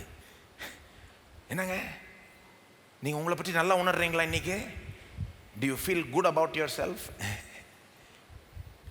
ஏங்க, உங்களை பற்றி நல்லா ஃபீல் பண்ணணுங்க. நீங்கள் கிறிஸ்துவுக்குள் நீங்கள் நீதிமான், கிறிஸ்துவுக்குள் நீங்கள் நீதிமான். உங்களுக்காக தெய்வமே உயிரே கொடுப்பார்னா நீங்கள் அவருடைய பார்வையில் எவ்வளோ ஸ்பெஷல். ஏன் உங்களை பற்றி நீங்கள் தாழ்வாக நினைக்கிறீங்க? ஏன் உங்களை பற்றி குறைவாக நினைக்கிறீங்க? உங்களை அவர் எந்த அளவுக்கு மனசில் வச்சிருப்பார், எந்த அளவுக்கு முக்கியப்படுத்தி இருக்கிறான்றதை சிலுவையின் மூலமாக பார்த்துக்கோங்க. அப்பப்போ பார்த்துக்கோங்க, ஞாபகப்படுத்திக்கோங்க. அது உங்களுக்கு ஒரு நல்ல ஃபீலிங்கை கொடுக்கட்டும். சரி, மூணாவது, அதாவது பெருமைக்கும் இடம் இல்லாமல் ஆக்கிடும் இந்த சத்தியம், தாழ்வு மனப்பான்மைக்கும் இடம் இல்லாமல் ஆக்கிடும். மூணாவது, தோல்வியை கண்டு பயப்படாதவனா ஆக்கி விட்டுரும். ஒவ்வொரு தடவையும் நான் வெற்றி பெற்று தான் ஆகணும், பர்ஃபெக்டாக தான் செய்யணும் அப்படின்ற ஒரு ப்ரெஷர் இல்லாமல் உங்களை ஆக்கி விட்டுரும். அது நிமித்தமாய் தைரியமாக ஃப்ரீயாக செயல்படுறவனா ஆக்கி விட்டுரும். சில நேரம் ரிஸ்க்கு கூட எடுக்க வைக்கிறோம். எக்ஸ்பிளைன் பண்ணுறேன். நிறைய பேர் தோல்வியின் பயத்தோடு தாங்க வாழ்கிறாங்க. தோத்துருவோன்ற ஒரு பயம் ஒரு மனுஷனை ஒன்று நல்லா கஷ்டப்பட்டு உழைக்க வச்சிடும், இல்லைன்னா சோம்பேறி ஆகிடும். கவனிங்க, ரொம்ப கஷ்டப்பட்டு உழைக்கிறவங்கள நம்ம பாராட்டுறோம். ஆனால் சில நேரம் ஏன் அந்த மாதிரி கஷ்டப்பட்டு உழைக்கிறாங்கன்னா அவங்க தோற்றுருவாங்கன்ற ஒரு பயம் அவங்களுக்கு. ஐயோ, நான் இதை கரெக்டாக செய்யலைன்னா தவறி போயிடும், எல்லாம் மிஸ் ஆகிடும், இதில் தோத்துட்டா எல்லாம் போச்சு அப்படின்ற ஒரு பயமே அவங்கள பயபக்திக்குள்ளே வச்சிருக்கிறது. பயத்தினாலேயே காலத்தால் எந்திரிச்சு கரெக்டாக வேலைக்கு போய் கரெக்டாக செய்ய வேண்டியதெல்லாம் செஞ்சு குடும்பத்தை நடத்தி எல்லாம் அவங்களுக்கு என்ன ஒரு பயத்திலேயே வாழ்ந்துட்டு இருக்கான். தோற்றுருவேன்ற ஒரு பயம், செய்ய வேண்டியது செய்யாமல் போயிடுவேன்ற ஒரு பயம். அப்போ ஒரு பக்கம் நம்ம அவங்களுடைய கடின உழைப்பையும் அவங்களுடைய டிசிப்ளினையும் அவங்களுடைய ஒழுக்கத்தையும் பாராட்டுகிறோம். ஆனால் அவங்களுடைய மோட்டிவ் என்ன? அவங்கள என்ன உந்தி தள்ளுகிறது? சிலர் அப்படி, வேற சிலர் தோல்வியின் பயத்தினால முயற்சியே இடாமல் சோம்பேறி ஆயிடுவாங்க. ஏன்னா முயற்சிட்டு ஃபெயில் ஆயிடுச்சுன்னா அந்த பயத்தினால முயற்சியே எடுக்க மாட்டாங்க, உட்காந்துட்டு இருப்பாங்க, அவ்வளோதான். இல்லைங்க, கேட்டால் சிலனா கத்தருக்கு காத்துட்டு இருக்கேன்னு சொல்லிடுவாங்க. அது கிறிஸ்தவ பதில். நம்ம கிறிஸ்தவர்களுக்குன்னு தனி சில ஸ்பெஷல் பதில்லாம் இருக்குது. ஆனால் இந்த சத்தியம் உங்களுக்கு உள்ளே போச்சுன்னு வைங்களேன், இந்த தோல்விக்கான இந்த தோத்து போயிடுவோமோன்ற ஒரு பயம் போயிடும். அந்த ப்ரெஷர் டு சக்சீட், ஒவ்வொரு தடவையும் நான் அதை கரெக்டாக தான் பர்ஃபெக்டாக தான் செய்யணும், அது பர்ஃபெக்டாக செய்யலைன்னா எல்லாம் போச்சு என்ற அந்த ஒரு ப்ரெஷர் இருக்குது பாருங்கள். நிறைய பேர் அந்த ப்ரெஷரோடையவே வாழ்ந்துட்டு இருக்காங்க. அதனால தான் ப்ரெஷரும் வந்துடுது அவங்களுக்கு. எல்லாருக்கும் அதனால தான் வருதுன்னு சொல்லலை. சில நேரம் ஜெனட்டிக்காக வரும், பல விதங்களில் வருது. சிலருக்கு உண்மையிலே அவங்க அந்த ஸ்ட்ரெஸ்னாலே அவங்க ஹெல்த்தும் பாதிக்கப்படுது இல்லை. ஆனால் நீங்கள் இந்த சத்தியத்தை உள்வாங்கிக்கிட்டீங்கன்னா, இது உண்மையிலே நம்ப ஆரம்பிச்சிட்டிங்கன்னா என்ன ஆகிடுந்துருமா, டெய்லி எந்திரிச்சு போகிறீங்க, ஒரு நாள் ஏதோ தவறி செஞ்சுட்டா அதனால எல்லாம் போச்சுன்னு நீங்கள் நினைக்க மாட்டீங்க. அதனால எல்லாம் போச்சுன்னு நினைக்க மாட்டீங்க. ஏங்க, நீங்கள் மனுஷன் தானே.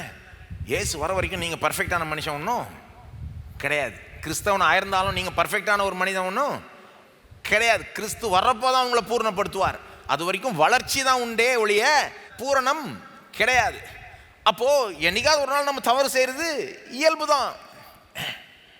அது நடக்க தான் போகுது.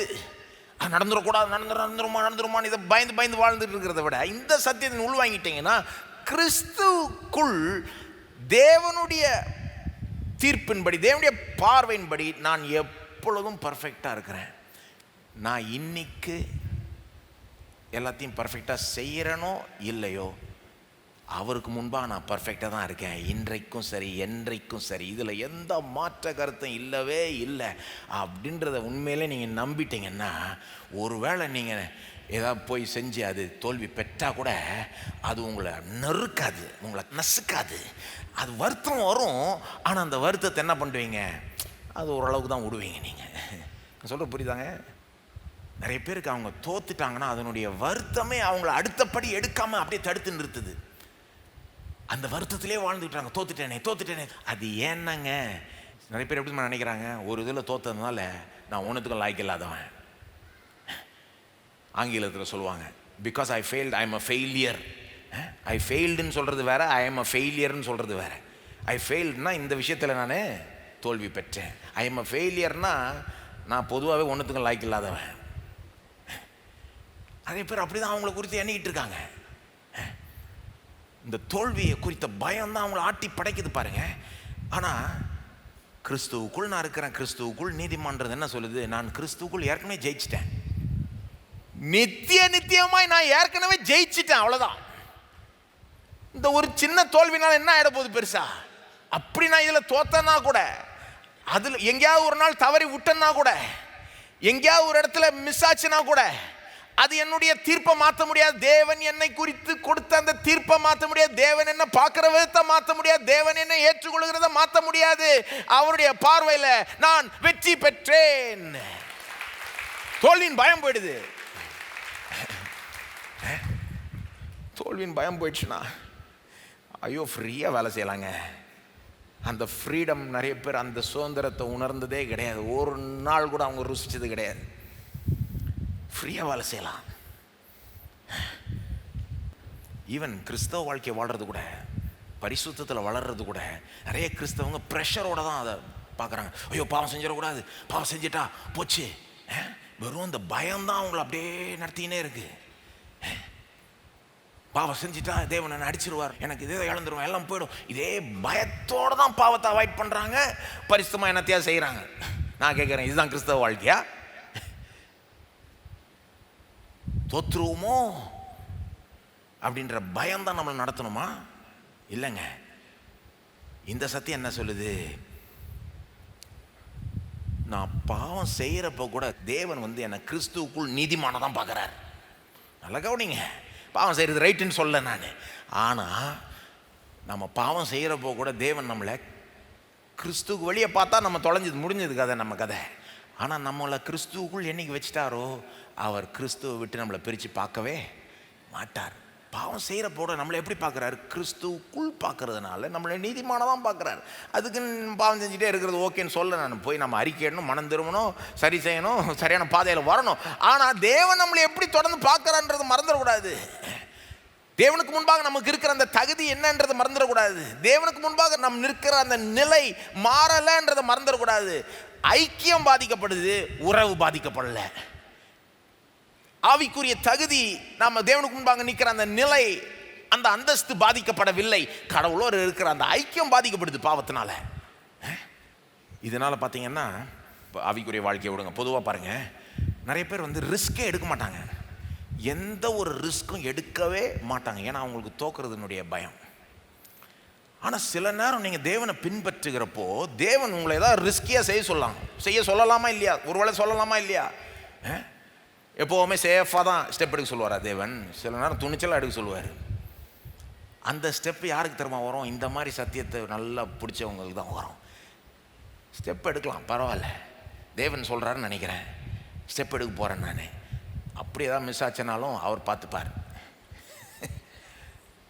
அப்படி ஏதாவது மிஸ் ஆச்சுனாலும் கூட நான் நீதிமான் தான், அவரால் முழுமையாக ஏற்றுக்கொள்ளப்படுகிறேன்.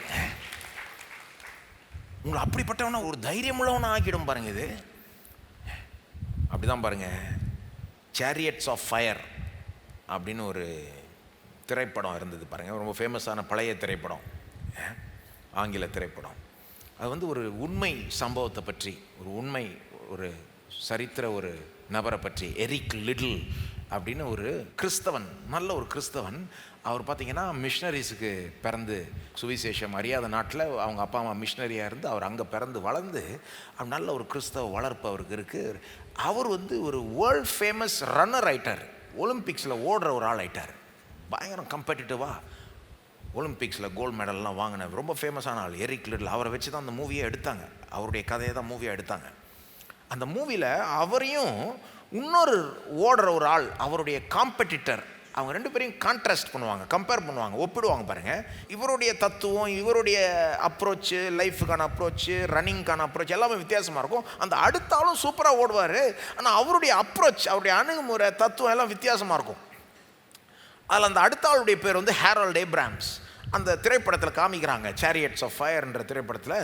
அந்த ஹேரல்ட் ஏப்ராம்ஸ் வந்து ஒலிம்பிக்ஸில் போய் ஓடுறதுக்கு முன்னால் அவர் ரெடியாக ஆவரா இருப்பாருங்க போய் ஓடுறதுக்கு. அப்போ அவர் அந்த ரேஸை பற்றி ஒரு லைனை சொல்கிறாரு. அவர் இந்த ரேஸை எப்படி பார்க்குறாருன்னு சொல்கிறாரு பாருங்க. அதில் சொல்கிறாரு, அந்த கன்னு சவுண்டு வர்றப்போ, ரேஸ் தொடங்குறப்போ பட்டுன்னு அடிப்பாங்கல்ல, அப்போ தான் தொடங்கணும். அவர் சொல்கிறாரு, அந்த கன்னு சவுண்ட் வந்த உடனே நான் வாழ்வதற்கு தகுதியானவன் என்று நிரூபிக்க எனக்கு 10 வினாடிகள் மட்டுமே இருக்கிறது. திரும்ப சொல்கிறேன், சொல்கிறாரு, அந்த கன் சவுண்டு அடித்த உடனே நான் வாழ்வதற்கு தகுதியானவன் என்று நிரூபிக்க எனக்கு 10 வினாடிகள் மட்டுமே இருக்கிறது. அதாவது 100 மீட்டர் ரேஸ் 10 வினாடியில் முடிஞ்சிடும் விஷயம். அவர் என்ன சொல்கிறாரு, எனக்கு வாழ்கிறதுக்கு தகுதி இருக்குதுன்னு 10 வினாடி தான் இருக்குது நிரூபிக்கிறதுக்கு. இந்த ரேஸில் ஜெயிச்சேன்னா வாழ்கிறதுக்கு தகுதி இருக்குது, தோத்தேன்னா வாழ்கிறதுக்கு தகுதி இல்லை. ஜெயிச்சேன்னா எல்லாம் உண்டு, தோத்தா எல்லாம் போச்சு. இதுதான் என்னுடைய லைஃபினுடைய ப்ரெஷர் அப்படின்னு சொல்லிக்கிறார். நான் கேட்குறேன், அப்படி தான் போய் ஓடணுமா? நீங்கள் எவ்வளோ சூப்பர் ரன்னராக இருந்தாலும், எவ்வளோ சூப்பராக சிறந்து விளங்குற டாப்புக்கு வர ஆளாக இருந்தாலும் இப்படி தான் அதை அணுகணுமான்னு கேட்குறேன். இதை ஜெயிச்சா உண்டு, தோத்தா எல்லாம் போச்சு என்ற மாதிரி தான் நிறைய பேர் வாழ்க்கையை அணுகிறாங்க. வாழ்க்கையில் எவ்வளோ காரியங்கள் அவங்க அப்படி தான் பார்க்குறாங்க. ஜெயிச்சா உண்டு, தோத்தா எல்லாம் போச்சு, ஜெயிச்சா உண்டு, எல்லாம் தோத்தா எல்லாம் போச்சுன்னு ஒரு ப்ரெஷரோடு வாழ்கிறாங்க, ஒரு பயத்தோடு வாழ்கிறாங்க. சில நேரம் அதில் சக்சீட் ஆகுவாங்க, ஜெயிச்சிருவாங்க. அந்த ஆள் அந்த ரேஸை ஜெயிக்கிறார். ஆக்சுவலாக 100 மீட்டர் ரேஸை ஜெயித்த பிறகு அவர் உண்மையாக அவருடைய கதையை பிறகு அவரே சொல்கிறார் பாருங்க. அவர் நினச்சாரு ஜெயிச்சா எல்லாம் உண்டு, தோத்தா எல்லாம் போச்சு. ஜெயிச்சிட்டாரு. அதுக்கப்புறம் அதை போல் ஒரு எம்டினஸ் அவர் ஃபீல் பண்ணதே இல்லையா. அதாவது எப்படி ஜெயிச்சிட்டாரு, அதை அவரை திருப்திப்படுத்தணும்னு நினச்சா திருப்திப்படுத்தவே இல்லை. ஏன்? அவர் என்ன நினச்சிட்டு இருக்கார், ரேஸில் ஜெயிச்சா தகுதி உள்ளவனா நிரூபிச்சிடலான்னு. இல்லைங்க, கிறிஸ்துவுக்குள் நீதிமான் ஆயிட்டீங்கன்னா நீங்கள் ஏற்கனவே தகுதி உள்ளவங்க நிரூபிக்கப்பட்டுருச்சு தேவனுக்குடைய கண்களுக்கு முன்பாக. ஜெயிச்சாதான் உண்டாங்க. எங்கள் வாழ்க்கையில் ஒவ்வொரு சின்ன காரியத்திலையும் ஜெயிச்சிருவோமா? நம்ம எந்த விஷயத்துலையும் நம்ம எதுவும் தவறி செஞ்சிட மாட்டோமா? எதுவுமே நம்ம கையை விட்டு மீறி போகாதா? அந்த அளவுக்கு நம்ம பர்ஃபெக்டா? அப்போ எங்கேயாவது ஒரு இடத்துல தோத்தா, எங்கேயாவது ஒரு காரியத்தை நம்ம இழந்துட்டா, ஏதோ ஒன்று தவறி விட்டுட்டா, அப்போ நம்ம அதை எப்படி தாங்கிப்போம்? நிறைய பேர் அந்த தோல்வியை தாங்கிக்க முடியாத ஒரு உள்ளம் அவங்களுக்கு. ஏன்னா அவங்க ஒரு சின்ன விஷயத்தை கூட விட்டா, தவறிட்டா அவங்களால அதை தாங்கிக்கவே முடியாது. ஏன்னா அவங்களுடைய தகுதியே அதில் தான் இருக்குது. ஒவ்வொரு நாளும் ஒவ்வொரு விஷயத்துலையும் ஜெயிக்கணும் அப்படின்னு தங்கள் ஒரு ப்ரெஷரோடு வாழ்கிறாங்க. எந்த மனுஷனும் அதை பூர்ணமாக நிறைவேற்றவே முடியாது. ஏன்னா எல்லா மனிதர்களும் குறைவுள்ளவர்கள் தான். எங்கேயாவது ஒரு இடத்துல எதையாவது மிஸ் பண்ணுவாங்க, தவறிடுவாங்க, ஏதாவது ஒரு விஷயத்தில் தோற்றுருவாங்க. ஒட்டுமொத்த வாழ்க்கை தோல்வி ஆகும்னு சொல்ல, எங்கேயாவது ஒரு இடத்துல ஏதோ மிஸ் ஆகும், ஏதோ பர்ஃபெக்டாக இல்லாமல் இருக்கும். ஆனால் அது அவங்கள ரொம்ப பாதிக்கும் பாருங்கள். அப்படிப்பட்ட ஒரு மனுஷனாக இருக்கிறார் அந்த ஆள். ஆனால் நீங்கள் கிறிஸ்துவுக்குள் நீதிமான் ஆயிட்டீங்கன்னு வைங்களேன். கிறிஸ்துவுக்குள் நீதிமான்ற உணர்வு உங்களை ஆட்டி படைக்கும்னா நீங்கள் என்ன உணர்றீங்கன்னா, கிறிஸ்துவுக்குள் நான் ஏற்கனவே ஜெயிச்சிட்டேன். நான் என்னைக்கு நீதிமானாய் தீர்க்கப்பட்டேனோ, தேவனால் முழுமையாக ஏற்றுக்கொள்ளப்பட்டேனோ, அன்னைக்கே நான் ஏற்கனவே ஜெயிச்சிட்டேன். எல்லாம் சொல்லுங்க, கிறிஸ்துவுக்குள் நான் ஏற்கனவே ஜெயிச்சிட்டேன்.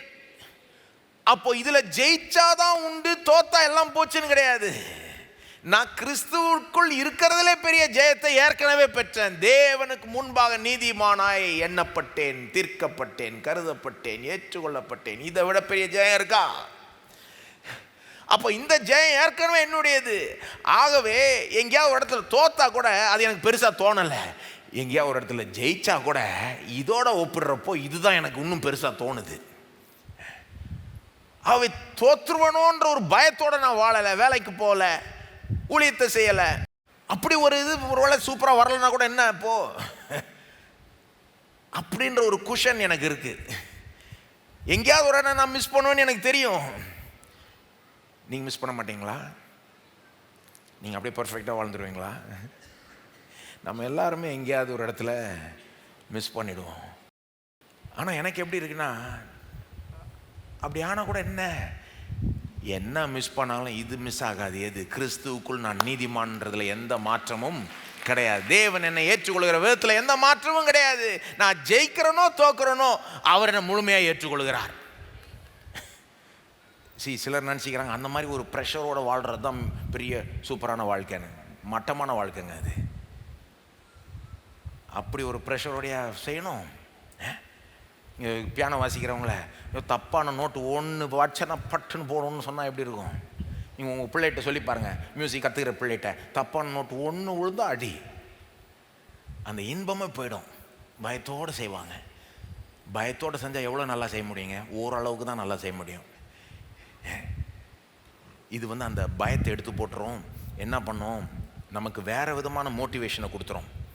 அதான் நாலாவது சொல்ல விரும்புகிறேன். நாலாவது, இந்த பயத்தை எடுத்து போட்டுரும். இந்த தோல்வியின் பயம், இதனால் இது ஒரு ப்ரெஷரோட ஒர்க் பண்ணுறது, ப்ரெஷரோட வாழ்கிறது, ப்ரெஷரோட கிறிஸ்தவ வாழ்க்கையை வாழ்கிறது, குடும்பத்தை நடத்துறது, வேலை செய்கிறது, பர்ஃபார்ம் பண்ணணும், இந்த ஒரு மனப்பான்மை முழுசாக போய் நாலாவதாக நமக்கு ஒரு பெட்டர் மோட்டிவேஷன், ஹையர் மோட்டிவேஷன், இன்னும் மேலான ஒரு ஊக்கம் நமக்கு வந்துவிடும்.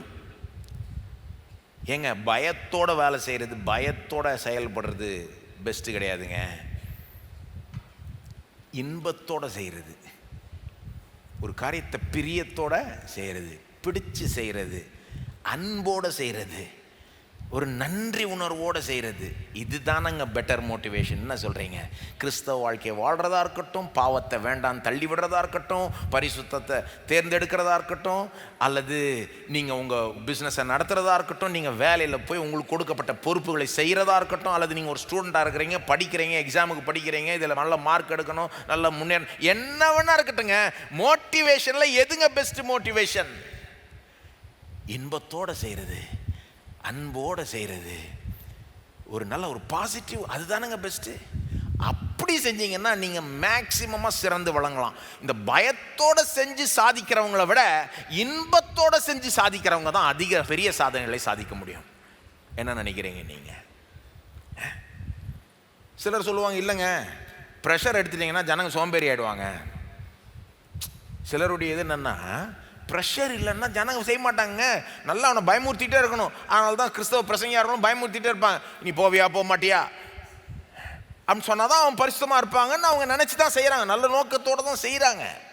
அதே இதுதான் சில நேரம் கம்பெனிலையும் ஆட்கள் செய்கிறாங்க, பாஸ் பயமுறுத்தினே இருக்கிறாங்க. அதே தான் ஸ்கூல்லையும் டீச்சர் பயமுறுத்தினே இருக்கிறாங்க. அதே தான் வீட்லேயும் பேரண்ட்ஸும் பயமுறுத்தினே இருக்கிறாங்க. எல்லாருக்கும் என்ன ஒரு இதுன்னா, பயத்திலேயே நடத்திடலாம், பயத்திலேயே அவனை முன்னேற வச்சிடலான்னு. அது கிறிஸ்தவ வழி கிடையாதுங்க. நம்மளை தேவன் அப்படி நடத்துறது கிடையாது. நம்மளை என்ன பண்ணி விட்டுறாரு, நீ இப்பவும் நித்தியமா நீதிமான் போன்னு சொன்னதுனால பயத்தை எடுத்து விட்டார். இப்போ நான் அவர்கிட்ட என்னைய நிரூபிச்சு காமிக்கணும்னு கிடையாது. நான் இதெல்லாம் செஞ்சு 10 வருஷம் 20 வருஷம் கழிச்சு தான் அவர் எனக்கு தீர்ப்பளிப்பார் நீதிமான், அப்படி கிடையாது. ஏற்கனவே தீர்ப்பளிச்சிட்டார், நீதிமான், உன்னை முழுசா ஏற்றுக்கொள்கிறேன், உன்னை பர்ஃபெக்டா பார்க்குறேன், இப்போ மட்டும் இல்லை எப்பவுமே போ அப்படின்ட்டாரு. பயம் போயிடுச்சு. இப்போ அப்போ என்ன ஆயிடுது, எனக்கு இவ்வளோ செய்த தேவனுக்கு செய்யணும்னு ஒரு அன்பு வந்துடுது, அவர் மேலே ஒரு அன்பு வந்துடுதுங்க, அவர் மேலே ஒரு பிரியம் வந்துடுது. எப்பா இவ்வளோ செஞ்சாரு, எனக்கு தகுதி இல்லாத பாவியாக இருந்தேன் நான், என்ன போய் நீதிமான்னு சொல்லி தகுதிப்படுத்திட்டாரே, கிறிஸ்து எனக்காக வாழ்ந்து மறித்து உயிரோட எழும்பி இவ்வளோ செஞ்சிருக்காரே, அப்போது அவருக்காக நான் செய்யணுன்ற எனக்கு ஒரு ஊக்கம் உள்ளே வந்துடுது, ஒரு தெம்பு வந்துடுது. அவருக்காக வாழணும், அவருக்காக இந்த பாவத்தை விட்டு விடணும், அவருக்காக இந்த பரிசுத்த செயலை செய்யணும், அவருக்காக நான் போய் அவர் சொன்னதை செய்யணும். அவன் கிறிஸ்தவ வாழ்க்கையை நடத்துறதுக்கு வேற மோட்டிவேஷன் ஆகிடுது. வேலை செய்கிறதும் அப்படிதாங்க. தேவனுடைய பார்வையில் நான் ஏற்கனவே வெற்றி பெற்றேன், ஆகவே நான் இந்த வேலையில், இந்த மார்க்கில், இந்த எக்ஸாமில் வெற்றி பெற்றாதான் எனக்கு எல்லாம், இல்லைன்னா தோத்தா எல்லாம் போச்சு, நித்தியமே அப்படி கிடையாது. என்னுடைய நித்தியத்தை யாரும் மாற்ற முடியாது, நான் நீதிமான் என்பதை யாரும் மாற்றவே முடியாது. தேவன் எப்படி பார்க்குறாரு எந்த மார்க்கும் மாற்ற முடியாது, எந்த பாஸ் சொல்கிற பேச்சும் மாற்ற முடியாது, யார் சொல்கிற எதுவும் மாற்றவே முடியாதுன்றதுனால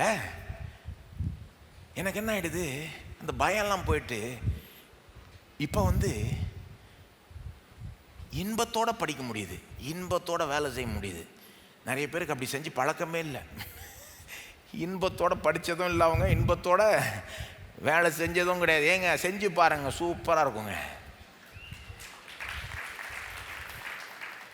பெரிய பெரிய கண்டுபிடிப்புகள்லாம் பண்ணவங்க என்ன பயத்தோட, நீ எதாவது கண்டுபிடிக்கலாம் அவன் தலையை உடச்சிருவான்னு சொல்லிக்கிட்டா பண்ணிகிட்டு இருந்தாங்க. ஏங்க இன்பத்தோட அவன் சப்ஜெக்ட் அவ்வளோ விரும்புகிறாங்க, இயற்கை அவ்வளோ விரும்புகிறான், அவன் சயின்ஸ் அவ்வளோ விரும்புகிறான், அதை விரும்பி போய் லேபில் மணிக்கணக்காக செலவழிக்கிறான்.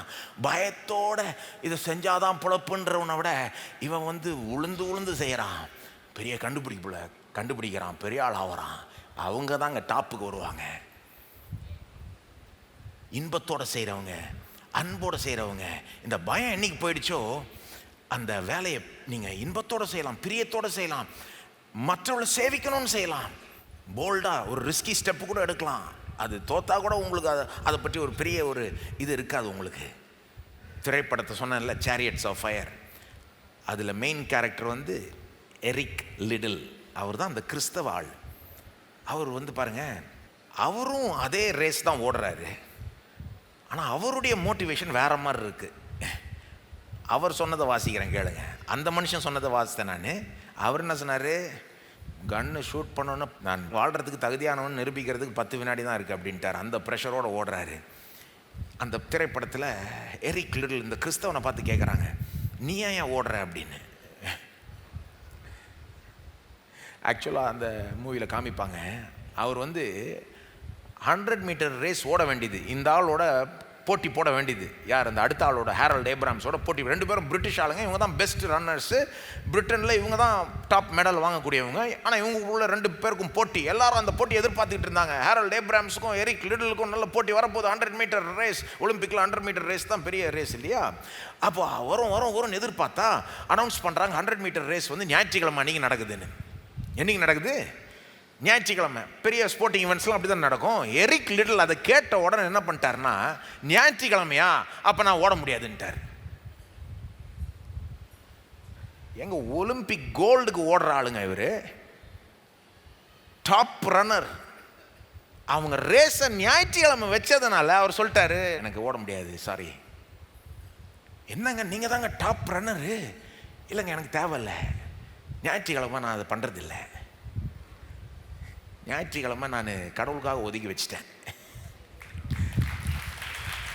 எல்லாரும் எதிர்பார்த்துட்டு இருந்தாங்க இந்த போட்டி. எரிக் லிட்டிலுக்கும் ஹேரல்ட் ஏப்ரம்ஸ். ஏன்னா இதுக்கு முன்னால் எரிக் லிட்டில் தான் வின் பண்ணியிருக்காரு. ஹேரல்ட் ஏப்ரம்ஸ் காத்துக்கிட்டு இருக்காரு, இந்த மனுஷனை ஜெயித்து காமிக்கணும், நிரூபிச்சு காமிக்கணும்னு. அவர் ரேஸை விட்டே கலந்துக்கிட்டாரு. நீ ஜெயிச்சுக்கோ போ. எனக்கு ஒரு போட்டியில் ஜெயிக்கிறது, 4 பேருக்கு முன்னால் நிரூபிக்கிறது ஒரு பெரிய விஷயம் கிடையாது. ஏன்னா அவருக்கு முன்னால் நான் ஜெயிச்சிட்டேன். அந்த ரேஸ்லேருந்து கலந்துக்கிட்டு அவர் பொதுவாக ஓடாத ஒரு ரேஸு, அது அதிகமாக ஜனங்க பெருசாக நினைக்காத ரேஸ், 400 மீட்டர்ஸ், 400 மீட்டர் ரேஸ். அதில் நான் ஜாயின் பண்ணிக்கிறேன். அது ஞாயிற்றுக்கிழமை இல்லைன்ட்டு அதில் ஜாயின் பண்ணி அதில் ஜெயிச்சுட்டு போயிட்டார். அது ஓடுறதுக்கு முன்னால் அவருடைய சிஸ்டர் வந்து அவரை பார்த்து கேட்குறாங்க, ஏன் நீ இதெல்லாம் பண்ணுற? ஏன்னா அவருக்கு பாருங்கள், ஒரு மிஷினரி பிள்ளையாக வளர்ந்ததுனால அவருக்கு ஊழியத்தின் மேலே ஒரு விருப்பம், ஒரு அழைப்பு இருக்கிற மாதிரி அவருக்கு தெரியுது. அவர் ரன்னிங் பண்ணுறப்போவே அவருக்கு ஊழியம் பண்ணணும் ஒரு வேளை அப்படின்ற ஒரு அழைப்பின் உணர்வெல்லாம் இருக்குது. அப்போ எப்போவுமே நான் ரன்னிங் பண்ண மாட்டேன், ஊழியத்துக்கு போகிறேன்ற ஒரு அழைப்பெல்லாம் இருக்குது, அதுக்கு ஏற்ற படிப்பெல்லாம் இருக்குது, நல்ல பேக்ரவுண்ட் இருக்குது, எல்லாமே இருக்குது. அப்போ அதுக்கு போகிற ஆள். ஆனால் இப்போ ஓடிட்டு இருக்கார், ஒலிம்பிக்ஸுக்கு ட்ரெயின் பண்ணுறாரு, பிரயாசப்படுறாரு. ஒலிம்பிக்ஸுக்கு ட்ரெயின் பண்ணுறது பெரிய விஷயமாச்சே. அப்போ அவருடைய தங்கை பார்த்து கேட்குறாங்க, ஏன்பா நீ இவ்வளோ இது பண்ணணும்மா, உனக்கு தேவையா? இது உனக்கு தேவையே கிடையாது, விட்டுட்டு போயேன் அப்படின்னா. ஏன் ஓடுற நீனு? இது உனக்கு தேவை, ஒலிம்பிக்ஸ் ஏன் ஓடுற நீ? ஏன் இதில் போட்டி போட்டுக்கிற அப்படின்னா அவர் சொல்கிறார், நான் பதில் கேளுங்க, அவருடைய பதில் கேளுங்க. இப்போது அவர் சொல்கிறாரு, ஆண்டவர் வந்து என்னை ஃபாஸ்ட்டாக ஓடுறவனா ஆக்கிட்டார். நான் ஓடுறப்போ, நான் ஓடும்போது தேவனுடைய பிரியத்தையே உணர்கிறேன். ஏன் ஓடுறியா? உனக்கு தான் தேவையில்லையே, உனக்கு தான் வேறு கோல்லாம் இருக்குது, வேறு அழைப்பெல்லாம் இருக்குதுன்னு சொல்கிற, அதெல்லாம் போய் பண்ண போகிறேன்னு சொல்கிற. அப்போ என்னத்துக்கு இது ஓடிக்கிட்டு இருக்க? என்னத்துக்கு இது பிரயாசப்பட்டுக்கிட்டு இருக்க, ட்ரெயின் பண்ணிக்கிட்டு இருக்க? ஆண்டவர் வந்து எனக்கு ஃபாஸ்ட்டாக ஓடுறதுக்கான ஒரு டேலண்ட்டை கொடுத்துட்டாரு. ஃபாஸ்ட்டாக ஓடும்போது அவருடைய பிரியத்தையே நான் உணர்கிறேன். அவர் மேலேருந்து என்னை பார்த்து சிரிக்கிறது போல், நான் ஒரு சிரித்த முகமாக இருக்கிறது போல் நான் உணர்றேன். அந்த பிரியத்தை உணர்றதுக்காக ஓடுறேன் அப்படின்றார். கோல்டு மெடலுக்காக நான் ஓடல, ஜெயிச்சு உலகத்துக்கு முன்னால் நிரூபிக்கணும்னு ஓடல, நான் இவனை விட பெட்டர்னு காமிக்கிறதுக்காக ஓடல. ஓடும்போது அவருடைய பிரியத்தை நான் உணர்றேன், அதுக்காக ஓடுறேன். அவன் பதில் எப்படி இருக்கு, இவன் பதில் எப்படி இருக்கு? அவன் பதில் வந்து 10 வினாடி தான் இருக்குது, எல்லாருக்கும் முன்னால் நான் நிரூபித்து காமிக்கணும், இல்லைன்னு எனக்கு தகுதி இல்லை. இவன் பதில் வந்து எதையும் நான் யாருக்கும் நிரூபிக்க தேவையே கிடையாது. என்ன ஒன்று, ஓடும்போது அவருடைய பிரியம், அதுக்காக ஓடுறேன். நாமும் அப்படி சொன்னால் எப்படி இருக்கும்? யாருக்கும் நிரூபிக்கிறதுக்கு எதுவுமே கிடையாது நமக்கு. நாளைக்கு வேலைக்கு போகிறோன்னா பிரியத்தோடு வேலைக்கு போனால் அந்த வேலையை செய்கிறப்ப அவருடைய பிரியத்தை உணர்ந்து செஞ்சால் எப்படி இருக்கும்? கடவுள் உங்களுக்கு ஒரு தாளந்து, ஒரு திறமை, ஒரு ஆற்றலை கொடுத்துருக்கிறாரா, ஒரு வரத்தை கொடுத்துருக்கிறாரா. மேபி அது ஜனங்களை மேனேஜ் பண்ணக்கூடிய ஆற்றலாக இருக்கலாம், மேனேஜ்மெண்ட். அல்லது ஒரு ப்ராஜெக்டில் ஒரு நல்ல ஒரு சொல்யூஷனை கொண்டு வரக்கூடிய ஒரு டேலண்ட்டாக இருக்கலாம், ஒரு டெக்னிக்கல் ஸ்கில்லாக இருக்கலாம். ஏதோ ஒன்று.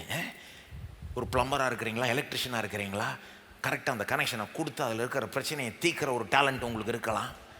என்னங்க, உங்கள் வேலையை செய்கிறப்போ தேவனுடைய பிரியத்தை உணர்ந்து செய்யணுங்க.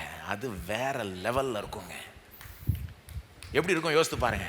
திங்கட்கிழமை வேலைக்கு போகிறப்போ தேவனுடைய பிரியத்தை உணர்ந்து போனால் எப்படி இருக்கும்? ஒரு கிளர்க்கு வேலையை செய்கிறோன்னா கூட தேவனுடைய பிரியத்தை உணர்ந்து செஞ்சால் எப்படி இருக்கும்? நான் செய்கிறதுல தேவன் பிரியப்படுகிறார். என்ன வேலை செய்கிறோன்னு கிடையாதுங்க, எப்படி செய்கிறோன்றது தாங்க முக்கியம். பெரிய வேலை சின்ன வேலைன்னு தேவன் அப்படிலாம் பார்க்கறது இல்லை. ஜனங்க மாதிரி அற்பமாக தேவன் அப்படி பார்க்கறது இல்லை. என்னங்க, ஒரு டாக்டராக இருக்கலாம் நீங்கள், அல்லது ஒரு வீடை பெருக்கி துடைக்கிறவங்களா இருக்கலாம். தேவன் உங்களை எப்படி பார்க்குறாரு? உங்களில் பிரியப்படுகிறார்.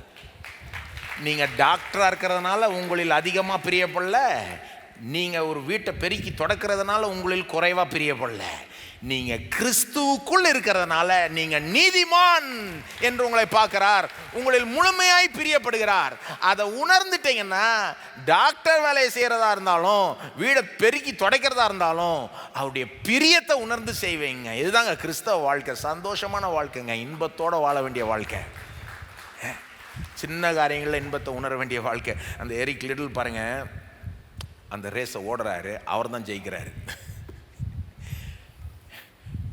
ஜெயிச்சாதான் எல்லாம், தோத்தா எல்லாம் போச்சுன்றவன் தோத்துறான். ஏன் ஓடுறேன்னா என்னை ஃபாஸ்ட்டாக ஆக்கிட்டாரு, ஓடுனா அவர் பிரியத்தை உணர்றேன்னு சொல்கிறவன் ஜெயிக்கிறான். அதான் வாழ்க்கைங்க. ஜெயிச்சுட்டு ஒலிம்பிக்கில் கோல்டு மெடல், உண்மை சம்பவம், கோல்டு மெடல் வாங்கிட்டு என்ன தெரியுமா பண்ணுறாரு? ரிட்டையர். எல்லாம் கேட்குறாங்க, என்னையா இப்போதான் கோல்டு மெடல் வாங்க, உன்னுடைய கேமில் ஸ்போர்ட்டில் டாப்புக்கு வந்திருக்க, இப்போ தான் உன் ஏஜும் ப்ரைமாக இருக்குது, இன்னும் அப்படியே பண்ணால் நிறைய மெடல்ஸ் வாங்கலாம், நிறைய காம்படிஷன்ஸ் ஜெயிக்கலாம். என்ன தெரியுமா சொல்கிறாரு? இல்லை இப்போ எனக்கு தெளிவாயிடுச்சு, மிஷனரியாக போகிறதுக்கு நேரம் வந்துருச்சு, கிளம்புறேன்.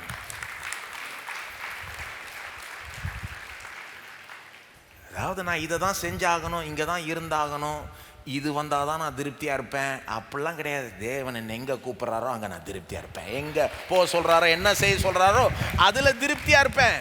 ஏதோ ஒரு வேலைக்கு அடிமையாக இல்லை நான், ஏதோ ஒரு வேலையில் வெற்றி பெறுவதற்கு அடிமையாக இல்லை நான், ஏதோ ஒரு விஷயத்தில் சிறந்து வழங்குறதுக்கு அடிமையாக இல்லை நான், எதுக்குமே நான் அடிமையாக இல்லை, ஃப்ரீயாக வாழ்கிறேன். தாங்க கிறிஸ்தவ வாழ்க்கை, மேன்மையான வாழ்க்கைங்க. இது இந்த மாதிரி சத்தியத்திலிருந்து தாங்க வரும். தேவன் உங்களில் பிரியமாக இருக்கிறார். எல்லாம் சொல்லுங்க, தேவன் என்னில் பிரியப்படுகிறார்.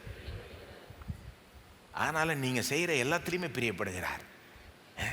அப்போ உங்கள் தாளந்து என்ன, உங்கள் திறமை என்ன, கடவுள் உங்களுக்குள்ள என்ன ஒரு இதை வச்சிருக்கிறாரு, அதனால் உங்களுக்கு என்ன ஒரு வாய்ப்பை கொடுத்துருக்கிறாரு, அதை எடுத்து நல்லா செய்யுங்க. அதில் திருப்தியாக இருங்க, இன்பத்தோடு செய்யுங்க, அன்போடு, அது பிரியத்தோடு செய்யுங்க. மற்றவள் மேலே இருக்கிற அன்போடு செய்யுங்க, கடவுள் மேலே இருக்கிற அன்போடு செய்யுங்க.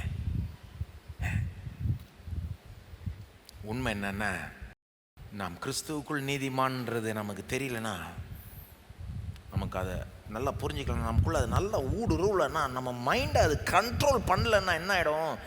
நாம் எதையுமே அன்போடு செய்ய மாட்டோம், எதையுமே அன்போட செய்ய மாட்டோம், பயத்தோடு தான் செய்வோம். நாம் பழச்சிக்கணுன்றதுக்காக செய்வோம். தோற்றக்கூடாது, ஜெயிச்சிடணும், இல்லைன்னா என்னால் தாங்கிக்க முடியாது. இதெல்லாம் ஒரு வாழ்க்கையா? இல்லைங்க. நீங்கள் கிறிஸ்துவுக்குள் ஏற்கனவே ஜெயிச்சிட்டீங்க. எல்லாத்திலும் கிறிஸ்துவுக்குள் நான் ஏற்கனவே ஜெயிச்சிட்டேன். ஏதோ வேலையிலையோ எங்கேயோ ஒரு சின்ன தோல்வி, அதை மாற்ற முடியாதுங்க. அந்த ப்ரெஷரோடு வாழாதீங்க, அன்போடு செய்யுங்க. வேலையில் இன்பத்தோடு செய்யுங்க, கடவுள் மேலே ஒரு அன்போடு செய்யுங்க, மற்றவர்கள் மீது ஒரு அன்போடு செய்யுங்க. இந்த சத்தியத்தை உள்வாங்கிக்கிட்டவன் தான் செல்ஃபிஷாக செயல்படாமல், சுயநலமாக செயல்படாமல், ஐயோ நான் தோற்றுருவேனோ, நான் இதாகிடுவோம், அப்படி செய்யாமல் கடவுள் மேலே இருக்கிற ஒரு அன்போட, மற்றவள் மேலே இருக்கிற ஒரு அன்போட எல்லாத்தையுமே அவன் செய்கிறான். இது செய்தியினுடைய பாதி. ஆனால் இங்கேயே முடிச்சுக்கிறான். ஏன்னா இப்போ அடுத்ததுலேயும் நிறைய பாயிண்ட் இருக்கு. அதாவது எந்த அளவுக்கு இந்த சத்தியம் நம்மளை மாற்றுதுன்றதை யோசித்து பாருங்க. எனக்கு நேரம் பத்தாத அளவுக்கு மாற்றுது.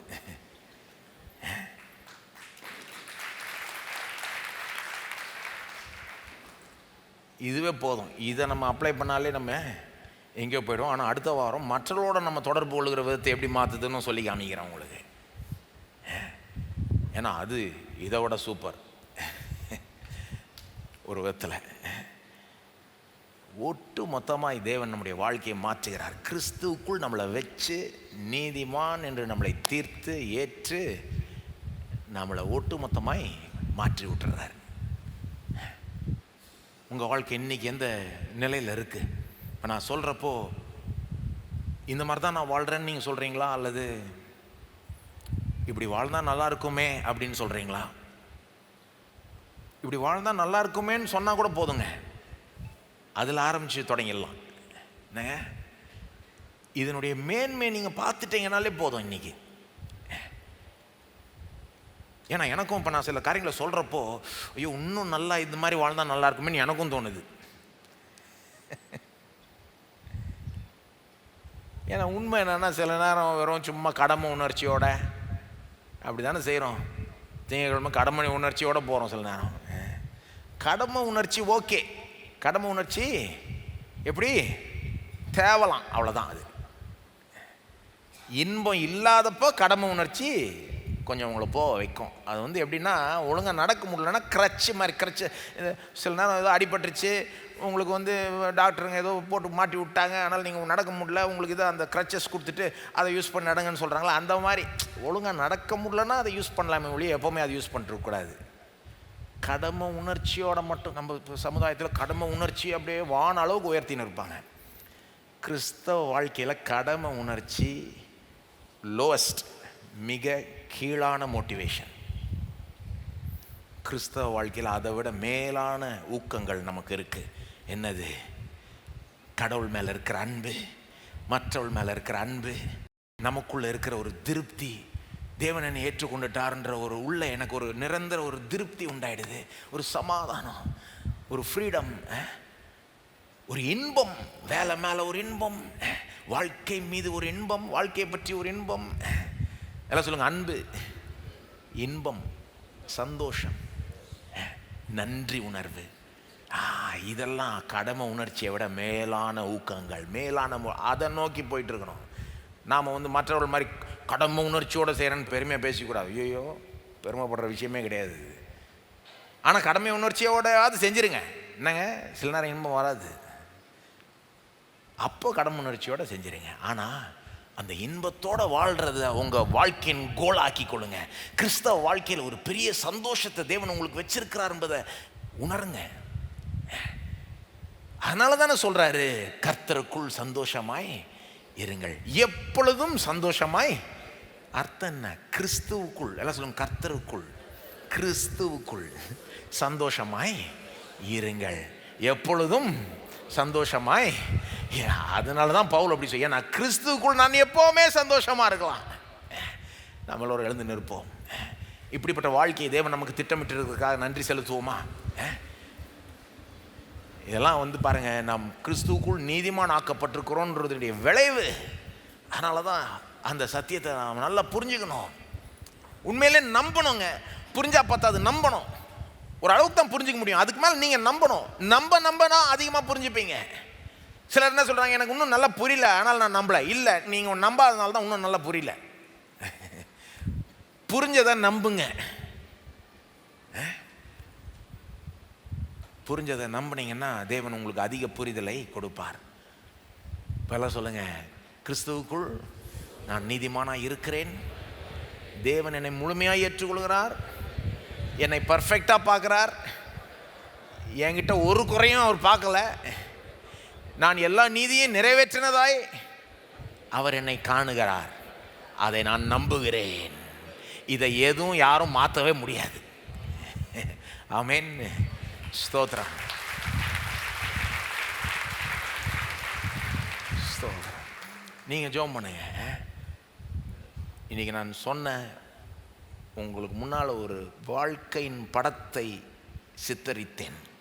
வாழ்க்கை இப்படி இருக்கலான்னு உங்களுக்கு காட்டினேன். இந்த வாழ்க்கை உங்களுக்கு வேணும்னா, இப்படிப்பட்ட வாழ்க்கையை நீங்கள் நடத்தணும்னா ஆண்டவர்கிட்ட சொல்லுங்கள், ஆண்டவரே எனக்கு இந்த மாதிரி வாழ்க்கை வேணும்.